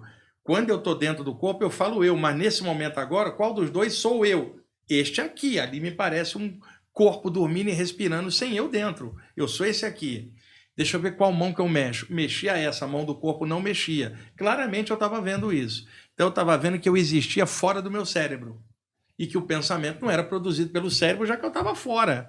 E eu falava, eu não posso provar isso para ninguém, mas eu estou provando para mim de que eu existo fora da matéria. Com o passar do tempo, eu comecei a encontrar amigos que tinham desencarnado, parentes, que eu comecei a ver fora do corpo. Eles estavam vivos, com o corpo espiritual. E aí isso me deu uma crise. Tipo, fui no velório, chorei pra caramba. Um tempo depois eu saio e a pessoa está viva. O que adiantou esse choro aqui por uma morte que não era o fim de nada? Quer dizer, isso começou a me causar uma crise de consciência. E eu pensei, eu fui ao velório, o cadáver está enterrado no cemitério, mas a pessoa real é essa aqui que eu estou vendo que me deu um abraço fora do corpo. Desde o momento que eu encontro ela aqui, para que eu vou ao cemitério visitar o cadáver que eu sei que não é ela mais? Então, eu tinha 17 anos quando eu determinei, eu não vou mais a cemitério nem a velório, porque eu estou vendo uma outra realidade. Se eu for, vai ser para ajudar parentes que estão quebrados pela perda. Mas luto, cemitério e cadáver, para mim, perdeu o sentido. Eu estou falando para mim, pessoa, estudante, praticante de saídas do corpo. Eu não estou considerando a média que não estuda nada disso, que eu respeito que a visão que eles têm é da forma. Mas a visão de um estudante espiritual é o espírito, cara, não pode ser o corpo. Tem estudante espiritual, quando eu falo isso, fica irritado. Cara, ele tem que estar irritado com a tolice dele. Se ele estuda a parte espiritual, ele não tem que valorizar o cadáver que está sendo reciclado embaixo da terra. Mas não é falta de respeito falar isso, porque o respeito está pelo ser vivo que ele ama, que está em outro plano. É uma visão extrafísica. E outra, eu respeito todo mundo que não tem essa visão, mas a minha é essa. E eu tenho que falar claramente isso. Você não encontra o seu parente no cemitério, você encontra fora do corpo, em outro plano. Então, de lá para cá, eu quando vou à velória, para dar passe em todo mundo, secretamente ninguém sabe. Dou um abraço num, enche energia, passo a mão aqui na cabeça do outro, dou um passe para ajudar as pessoas na hora da perda. E outra coisa, tem estudante espiritual muito chato, que quer doutrinar todo mundo. Deixa eu dar um exemplo. Ele chega no velório, nem perguntou se a família acredita em nada disso, e chega. Ele está vivo, irmãos! Porra! Aí aquela tua avó católica fala, quem é esse maluco? O outro tio materialista, quem é esse doido? Porque ninguém morre, o espírito... Tem gente que quer doutrinar no cemitério, cara. Isso é um absurdo. O que eu faço? Eu vou lá e dou um abraço em silêncio. A minha ajuda é energética. Eu sei que a pessoa precisa de tempo para processar aquilo. Outra coisa, eu vi uma psicóloga falando outro dia que a pessoa precisa vivenciar o luto dela, como uma fase de transição. Eu acho que uma pessoa sem parâmetro espiritual precisa vivenciar o luto. Agora, eu não consigo conceber um estudante espiritual um período de luto para uma morte que ele sabe que não aconteceu. Pior, eu conheci um médium que estava de luto, cara. Médium, acostumado a lidar com o mundo espiritual. Eu falei, cara, cadê a tua confiança no mundo espiritual? É só para a morte dos outros, da tua família não? Que luto, caramba, cara. Você está cheio de luz na consciência, você é médium, né? Aí ele falou, mas eu tô triste. Então para de ficar triste, cara. Você sente a perda, agora a morte não tem, você vai sentir a falta. Mas trabalha de outro jeito, você é médium. E aí o que acontece? Humberto, você chega e fica falando assim, não tem morte, as pessoas vivem. Aí você pega um espírito desse apegado e fala, se solta, irmão. No outro dia morre um parente teu e você não aceita? Quer dizer, toda a doutrinação é para o outro, nunca para você. Então tem muito estudante que fica irritado quando eu falo uma coisa dessa. E outra, Jesus estava indo para um lugar, o pessoal fala, um cara chegou, eu não me lembro o trecho, ele vira e fala assim, deixa que os mortos enterrem os seus mortos. Morto enterrando morto, um morto era o cadáver, o outro era morto de consciência. Jesus estava falando isso. Então, e Jesus que falava de vida eterna, não vida no cemitério. E então tem gente que estuda a parte espiritual, mas não cai o entendimento, cara, fica só naquilo e na hora da perda ela se derruba toda. A minha mãe desencarnou. Dias antes eu avisei que ela ia embora, estava doente já. Eu vi uma luz todo dia se aproximando da minha mãe, bem longe, Humberto, dias antes. Cada dia que se aproximava, a luz estava mais perto. Falei, quando essa luz estiver em cima é a hora. Aí uma noite antes eu vi e falei, já avisei, ela vai embora amanhã. Dito e feito. Isso era uma quinta-feira. Fui lá no velório, estava cheio de religiosos lá. Eu respeitei a religião deles, mas eu tranquilo, né? Eu me lembro que o pastor me mostrou o cadáver da minha mãe no caixão, todo organizadinho, bonitinho, com flores. Olha aqui, a igreja caprichou. Eu falei, pastor, sou espiritualista, isso aí não vale nada para mim. Falei bem claro, o senhor me conhece desde a adolescência. A minha mãe está do outro lado, isso aqui é só uma casca. Eu falei claramente para ele, mas não cheguei e fiquei doutrinando ninguém. É que ele falou comigo. No dia seguinte, eu tinha uma palestra de vida após a morte aqui em São Paulo. Veja, me comportei claramente, coerentemente com o que eu acho, e no dia seguinte estava dando uma palestra de vida após a morte com moral. Agora, se eu tivesse desabado que minha mãe foi embora, como é que eu teria moral para fazer uma palestra? Humberto, você vai confiar num sensitivo que fala de vida após a morte, quando a mãe dele morre, ele desaba? Como é que você vai confiar na palestra desse cara, o que ele escreve? Então, você tem que ser coerente e equilibrado. E aí a minha mãe, uns meses depois, eu comecei a vê-la. A minha mãe apareceu na sala do meu apartamento, espiritualmente, com um corpo luminoso, todo, sem roupa nenhuma, nua, mas não nu no sentido como a gente olha aqui, toda luminosa.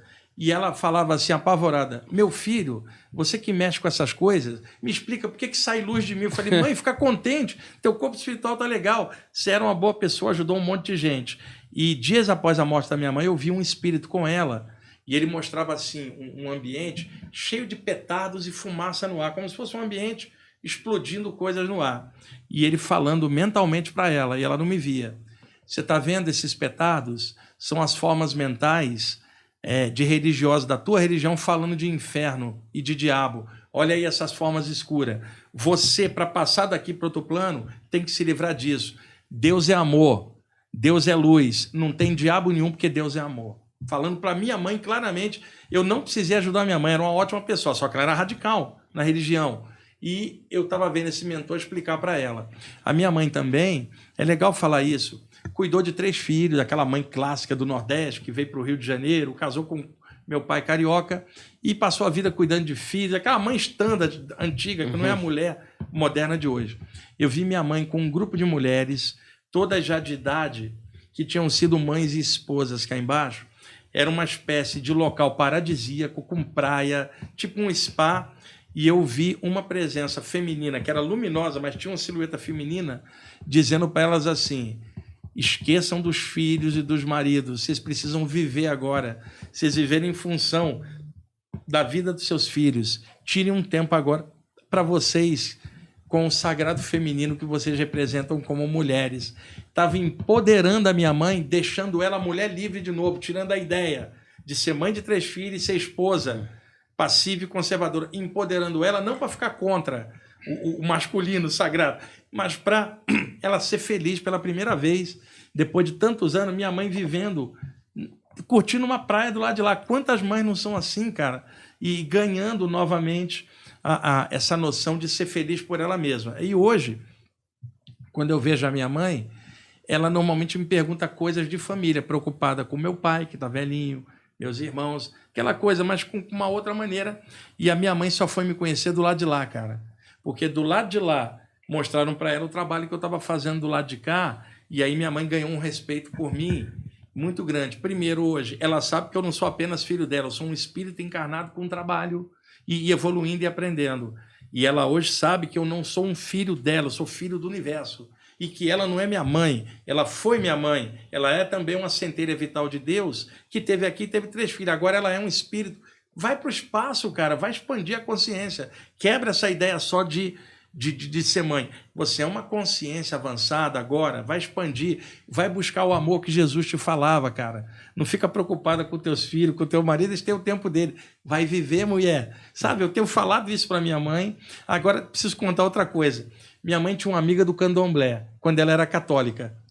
Grande amiga. Quando minha mãe virou evangélica, por motivo ideológico, ela não quis falar mais com a amiga que era do candomblé. Ela passou a aturar quando essa amiga ia visitar ela. E essa senhora gostava muito de mim e do meu irmão caçula, né?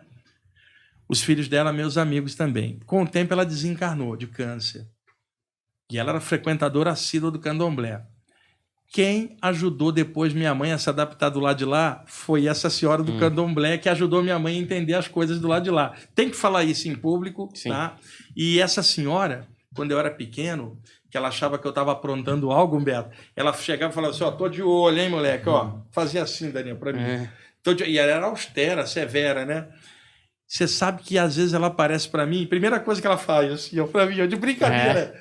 Tipo assim, eu tô de olho no que você está fazendo, que bom que você está fazendo isso. Outro dia, ela apareceu na sala do meu apartamento, eu acordei no quarto paralisado, minha aura dilatou, flutuei para fora, fui até a sala, ela estava com um grupo de espíritos lá em casa, falou assim, eu vim apresentar eles para você e dizer que eu conheço você para eles. E esse aqui é o Wagner, assim... Você tem uma ideia, é natural, não era um ser do além, não era divindade, não era um capeta, é uma pessoa do lado de lá que eu conheci aqui.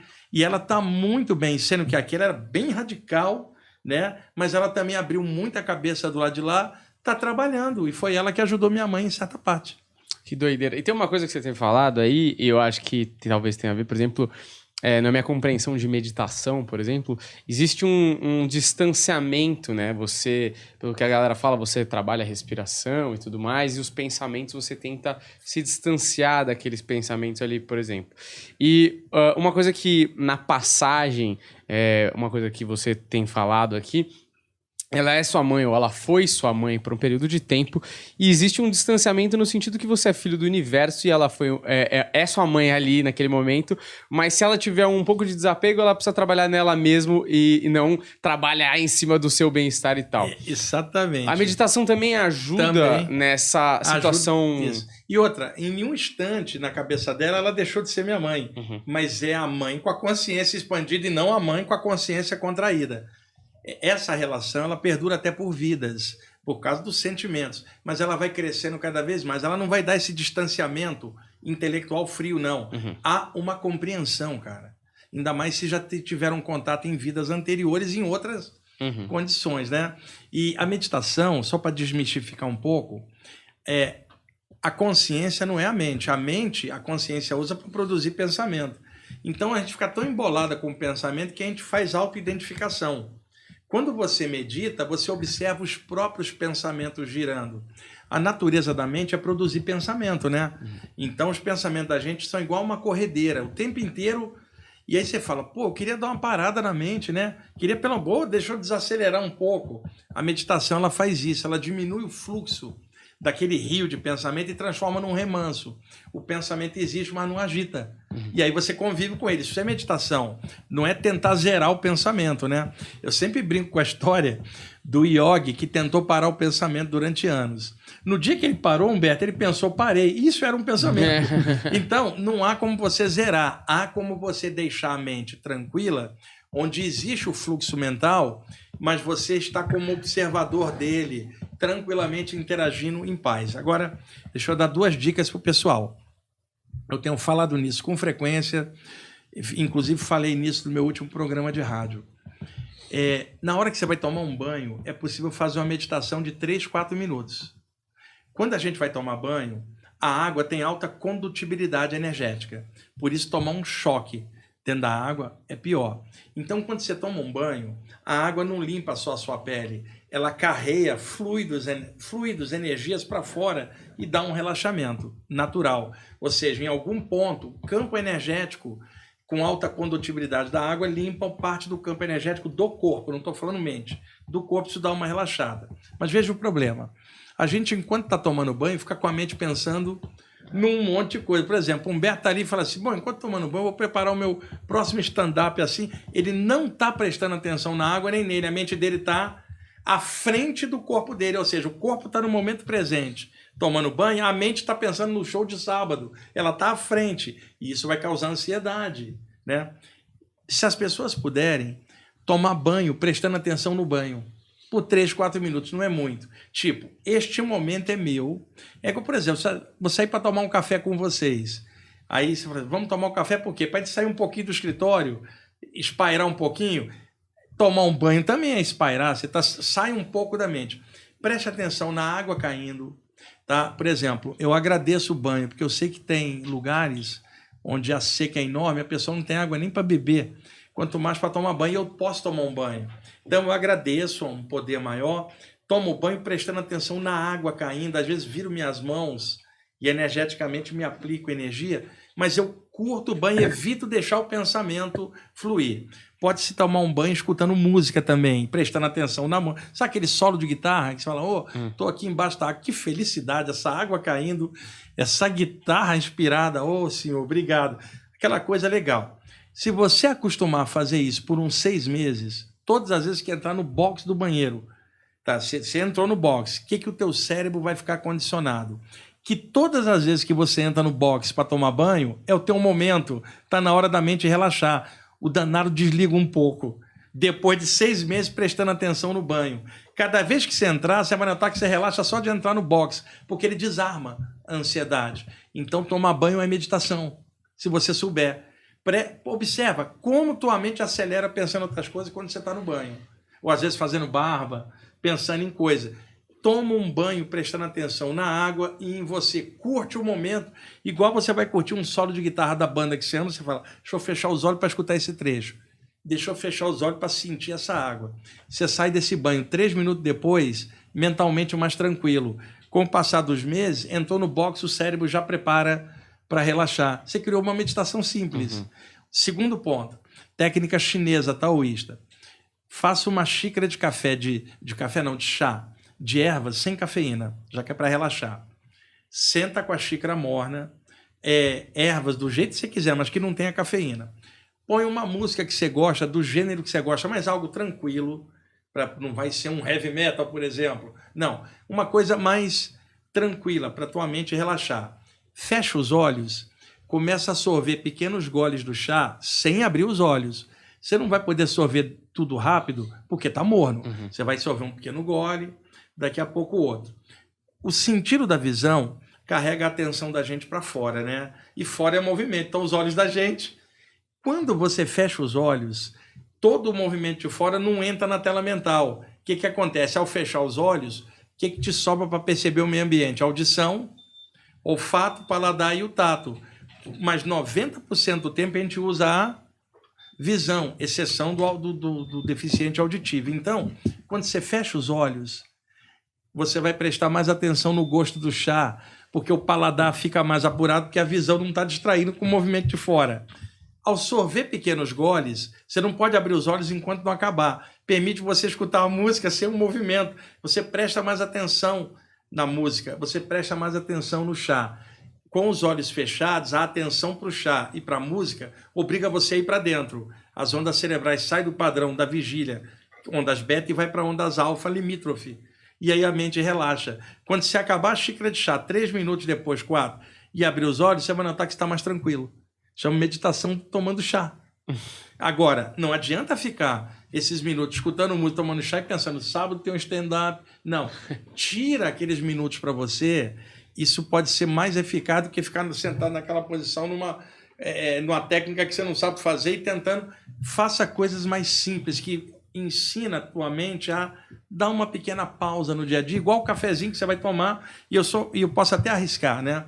Agora que está frio aqui em São Paulo, um cafezinho, eu adoro café. Aí eu brinco dizendo, sem café não é possível estar encarnado, cara. Eu adoro café, mas eu não tomo à noite porque é estimulante, me atrapalha. Eu tomo chá, mas de dia eu tomo café.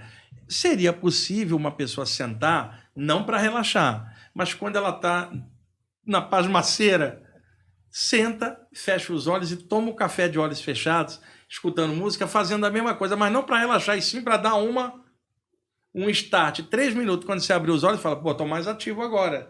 Então, é possível mini meditações dentro das coisas do dia a dia. Essas pequenas coisas podem ser crucial. Por exemplo, você está no intervalo de um show, Humberto, e você sabe que vai ter que voltar. Tira 5 minutos para o teu café, toma ele de olhos fechados, prestando atenção no café. Sabe, tentando algo melhor, você às vezes volta melhor para o segundo turno do teu espetáculo. Você deu um tempinho para se acalma a tua ansiedade. Maravilhoso. Olha, antes da gente finalizar, eu queria uma fofoquinha aqui, viu? O momento da fofoca do Wagner. Que é importante. Só me pede para falar de política, Alberto. Pelo amor de Deus, política. Cara. Eu detesto essa apesar que... Não é política. Quem você votou? Tô brincando. O corte aqui... Eu votei em alguém e voto é secreto. Olha, o que eu ouvi por aí, que eu queria que você contasse pessoalmente, é que você fez uma projeção astral, tem a ver com política. Foi parar num prostíbulo e encontrou alguns políticos. A gente não precisa dar detalhes. Não foi exatamente isso, mas... não. Aqui em São Paulo, numa saída do corpo, tem uma casa num bairro aqui em São Paulo, que é uma casa de encontros de luxo, custa muita grana, e muitos políticos e poderosos empresários frequentam lá. Tem a ver com café também? Só pra gente ficar tentando rastrear. Não tem a ver, não. É aqui em São Paulo. Detalhe, não é um lugar conhecido. Tá. Só vai gente muito grande, a descrição é uma das coisas... E você não pagou pra entrar, você Não, também. eu tava fora do corpo, né? E outra, fora do corpo, o que eu ia fazer? E eu vi uma pessoa indo e tinham 2 entidades horrorosas indo junto, para drenar a energia ali. Nada contra a atividade sexual de ninguém, mas a questão toda da promiscuidade é a troca de energia com parceiros variados, zoa a tua energia. Você não é igual um relacionamento estável, que há uma integração. A tua energia fica... E outra, você não sabe quem passou pela moça antes, cara, e deixou a energia lá. Então, são ambientes que, como essa troca é zoada, tem entidades que às vezes ficam em torno. Mas, repito, eu não condeno nada, eu compreendo. Isso é do jogo do mundo. Mas as pessoas que vão lá são ricas, poderosas, mas eu percebi entidades pesadas junto, que operam no astral do ambiente, drenando energia. É aqui em São Paulo, não é um lugar conhecido. Aliás, o lugar... É bom para esse pessoal, porque ninguém sabe, não tem propaganda, não tem rótulos, é convidado de 1 a 1, boca a boca, um lugar discreto, mas que tem atividade sexual com gente poderosa da sociedade de São Paulo. E não é por acaso, assim, um político que parece muito o Daniel, assim, que vazou um vídeo um tempo atrás. Eu não vi, não sei dizer. Não sabe quem é. Eu não sei quem é, não sei dessa história, não. Vai que era o Daniel, cara, você tá pensando que era o político. Você falou poderosa. Não, mas o Daniel passa naquele vídeo aí. Fazer a barba passa fácil. É importante o nome. E eu já vi coisas assim, algumas que eu não posso contar. Assim, sabe? É coisa mais cavernosa, né? Mas a gente conta isso como forma de alerta. E repetindo, nada de condenação sobre a sexualidade. Sim. Cada um faz o que quiser da sua vida, mas era um ponto com uma energia muito ruim. Mas, Wagner, quando aconteceu isso, se você entendia o motivo de estar sendo levado para lá? Sim, para observar. Observar e depois falar como um alerta. Não em relação a pessoas, mas em relação à sexualidade mal trabalhada, cara, mal resolvida. Pô, o sujeito que está indo ali, pô, por que ele não está bem com a parceira dele? Se não está bem, separa, pô, e vai ser feliz. Mas ali não é felicidade, é só sexo. Não há uma integração afetiva e nem está se pedindo isso ali. Aquilo, por ser só aquilo, é só uma troca de energia. O problema, se você troca energia com o Buda, maravilhoso. Trocou energia com uma Bodhisattva, maravilhoso. Você vai sair melhor. Agora, trocar energia com uma pessoa que vários parceiros passaram junto, a tua energia pode ficar complicada. E não foi o Buda que passou lá antes. Então, nesse sentido, é que eu falo.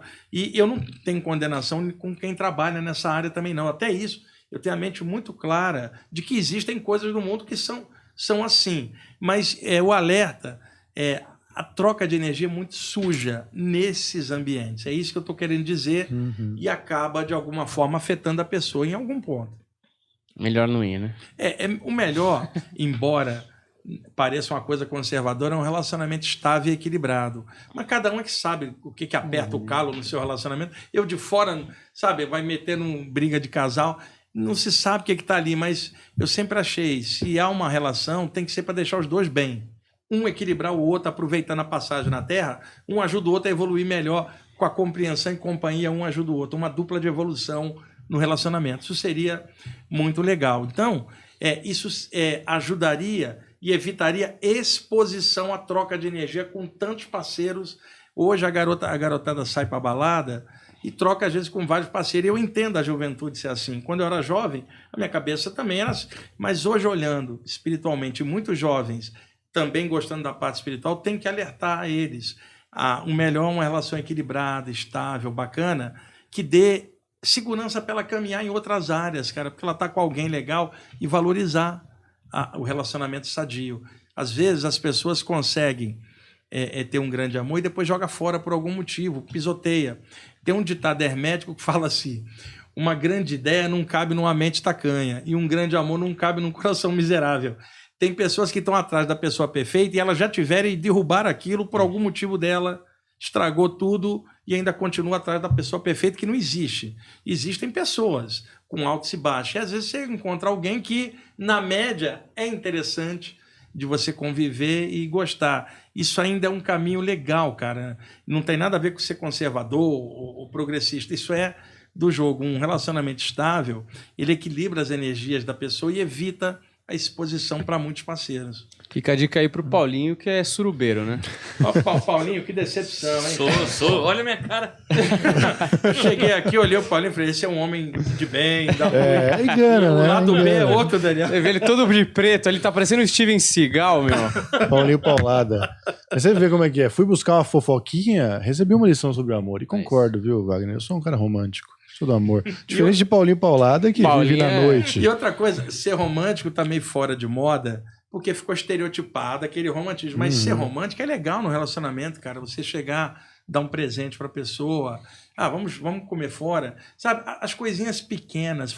Posso fazer um café para nós dois? Sabe, coisinhas pequenas, é o cuidado com a outra pessoa, que você não pode perder, pode estar com 80 anos, mas tem gente que entra no automatismo no relacionamento, cara. Fica aquela coisa pro forma, né? Já perde a brincadeira do casal, a intimidade, aquela brincadeira sadia que um casal tem em vários níveis, né? Já não vai pro cinema de mão dada, sabe? Pô, eu acho legal. Outro dia vi um casal de idade indo pro cinema no shopping de mão dada, achei um barato. Falei, pô, não perderam a magia. Essa magia, eu não chamo nem de romantismo, chama magia. Essa magia de relacionamento, ela é o cuidado que você tem com a outra pessoa, porque de alguma forma na tua vida ela tá te equilibrando e você a ela. Então um tá ajudando o outro a atravessar esse mar de ilusão aqui embaixo. Sim, maravilha. Ó, queria agradecer ao Wagner por ter vindo, sempre um prazer enorme quando você vem aqui. Lembrando também ao pessoal que o Wagner é o nosso titular na meia esquerda no Projeto Farol, novo canal aqui de produções do Planeta, tá certo? O Wagner vai estar lá, Edu Scarfon, Vandinha e Selena, cada um vai ter um programa próprio lá, numa programação semanal lá, com certeza você vai curtir. Dá uma olhada, fica ligeiro que vai rolar e fica esperto também no Instagram do Planeta que a gente tem mais informações e no canal, no Instagram de vocês também, né? E posso dar uma informação Claro. a mais? Estava combinando com eles, pessoal. Muita gente de fora de São Paulo me cobra, puxa, as palestras que você faz só são presenciais. Eu não gosto de filmar palestra porque fora do contexto é mal entendido. Por exemplo, vocês estão na palestra, eu brinco com o Daniel na palestra. Uma brincadeira para quebrar o gelo na palestra. Aí alguém de fora fala, esse cara não é sério, tá brincando, não entendeu o contexto. Você faz stand-up, você vai manter a atenção do pessoal, você tem que ter um jeito didático. Alguém assistindo aquilo de fora não estava lá. Então, o pessoal me cobra muito. Faz as palestras online, eu não faço, eu faço presencial. O que eu pretendo fazer no programa? Eu trago, por exemplo, uma mini palestra sobre o Deus Shiva. Aí eu projeto as imagens no telão, vai passar... E naquele programa eu falo tudo sobre o Deus Shiva, mostrando imagens. No programa seguinte, ao vivo, eu respondo perguntas daquele tema abordado. Numa outra eu venho e falo de chakras, usando imagens. Na outra eu respondo perguntas. Então eu gostaria de fazer mini palestras no programa com imagens e abrindo para perguntas no programa seguinte. Eu acho que vai ser uma coisa bem legal e vai abrir muita informação de um monte de temas. Eu tenho certeza que vai ser maravilhoso, vai ajudar muita gente, as pessoas vão estar muito interessadas, como se mostraram todas as vezes que você veio aqui. Eu acho que dessa vez você vai poder fazer um conteúdo mais personalizado, do jeito que você quer fazer, atendendo ao pessoal. E também lembrando aí os livros do Wagner Borges, A Flama Espiritual, esse primeiro aqui. Onde que tá a venda mesmo, Só Wagner? lá no IPPB. No IPPB. Esse tem toda a livraria. Viagem Espiritual. Opa! Isso aqui é muito livro, esse Wagner. Saídas eu vou me do ferrar Corpo. aqui. Saídas do Corpo aqui no Viagem Espiritual, que tem toda a E livraria. o do Krishna, que vai ser relançado agora em novembro, com o dobro do tamanho, a nova edição. E você tem esqueceu. mais uma tela. Ah lá, Trouxe esse agora. aqui, E tem ó. o Falando de Vida Após Eu a não achei Morte. o momento certo Esse pra também colocar no acha em assunto. qualquer editora Luz da Serra. Eu fiz esse livro para ajudar o pessoal que perdeu alguém, cara, com textos legais. Agora, uma coisa boa. Lá no meu site, o IPPB, tem uma seção de download de livros gratuitos que a pessoa pode baixar e tem um livro chamado Algo Mais, Um Amor, Uma Luz. Botei gratuito para ajudar pessoas que perderam alguém. São textos lindos que falam de mortalidade da consciência. Pode baixar gratuito, como eu já tenho os livros traduzidos, aí uns 5 ou 6 deles traduzidos já para espanhol, inglês e italiano. Qual que é o site? Exatamente. ippb.org.br. Maravilha. E o meu canal no YouTube é Wagner Borges mesmo. E no Instagram é @Wagner Deloy Borges. Lá o Diego toma conta para mim, porque é tanta mensagem que eu não consigo. Imagina. Aí ele cuida para mim do Instagram, né? Se eu ficar respondendo pergunta, eu não faço outra coisa, porque é muita gente. Maravilha, então é isso aí, fiquem ligados, fiquem atentos, que com certeza, como vocês puderam ver, não só por esse episódio do Wagner, como os outros dois, tem muito conteúdo bacana aí pra você que é interessado e pra você que tá começando a se interessar, tá certo? Deixa o like aí, segue a gente, muito obrigado, valeu e até a próxima.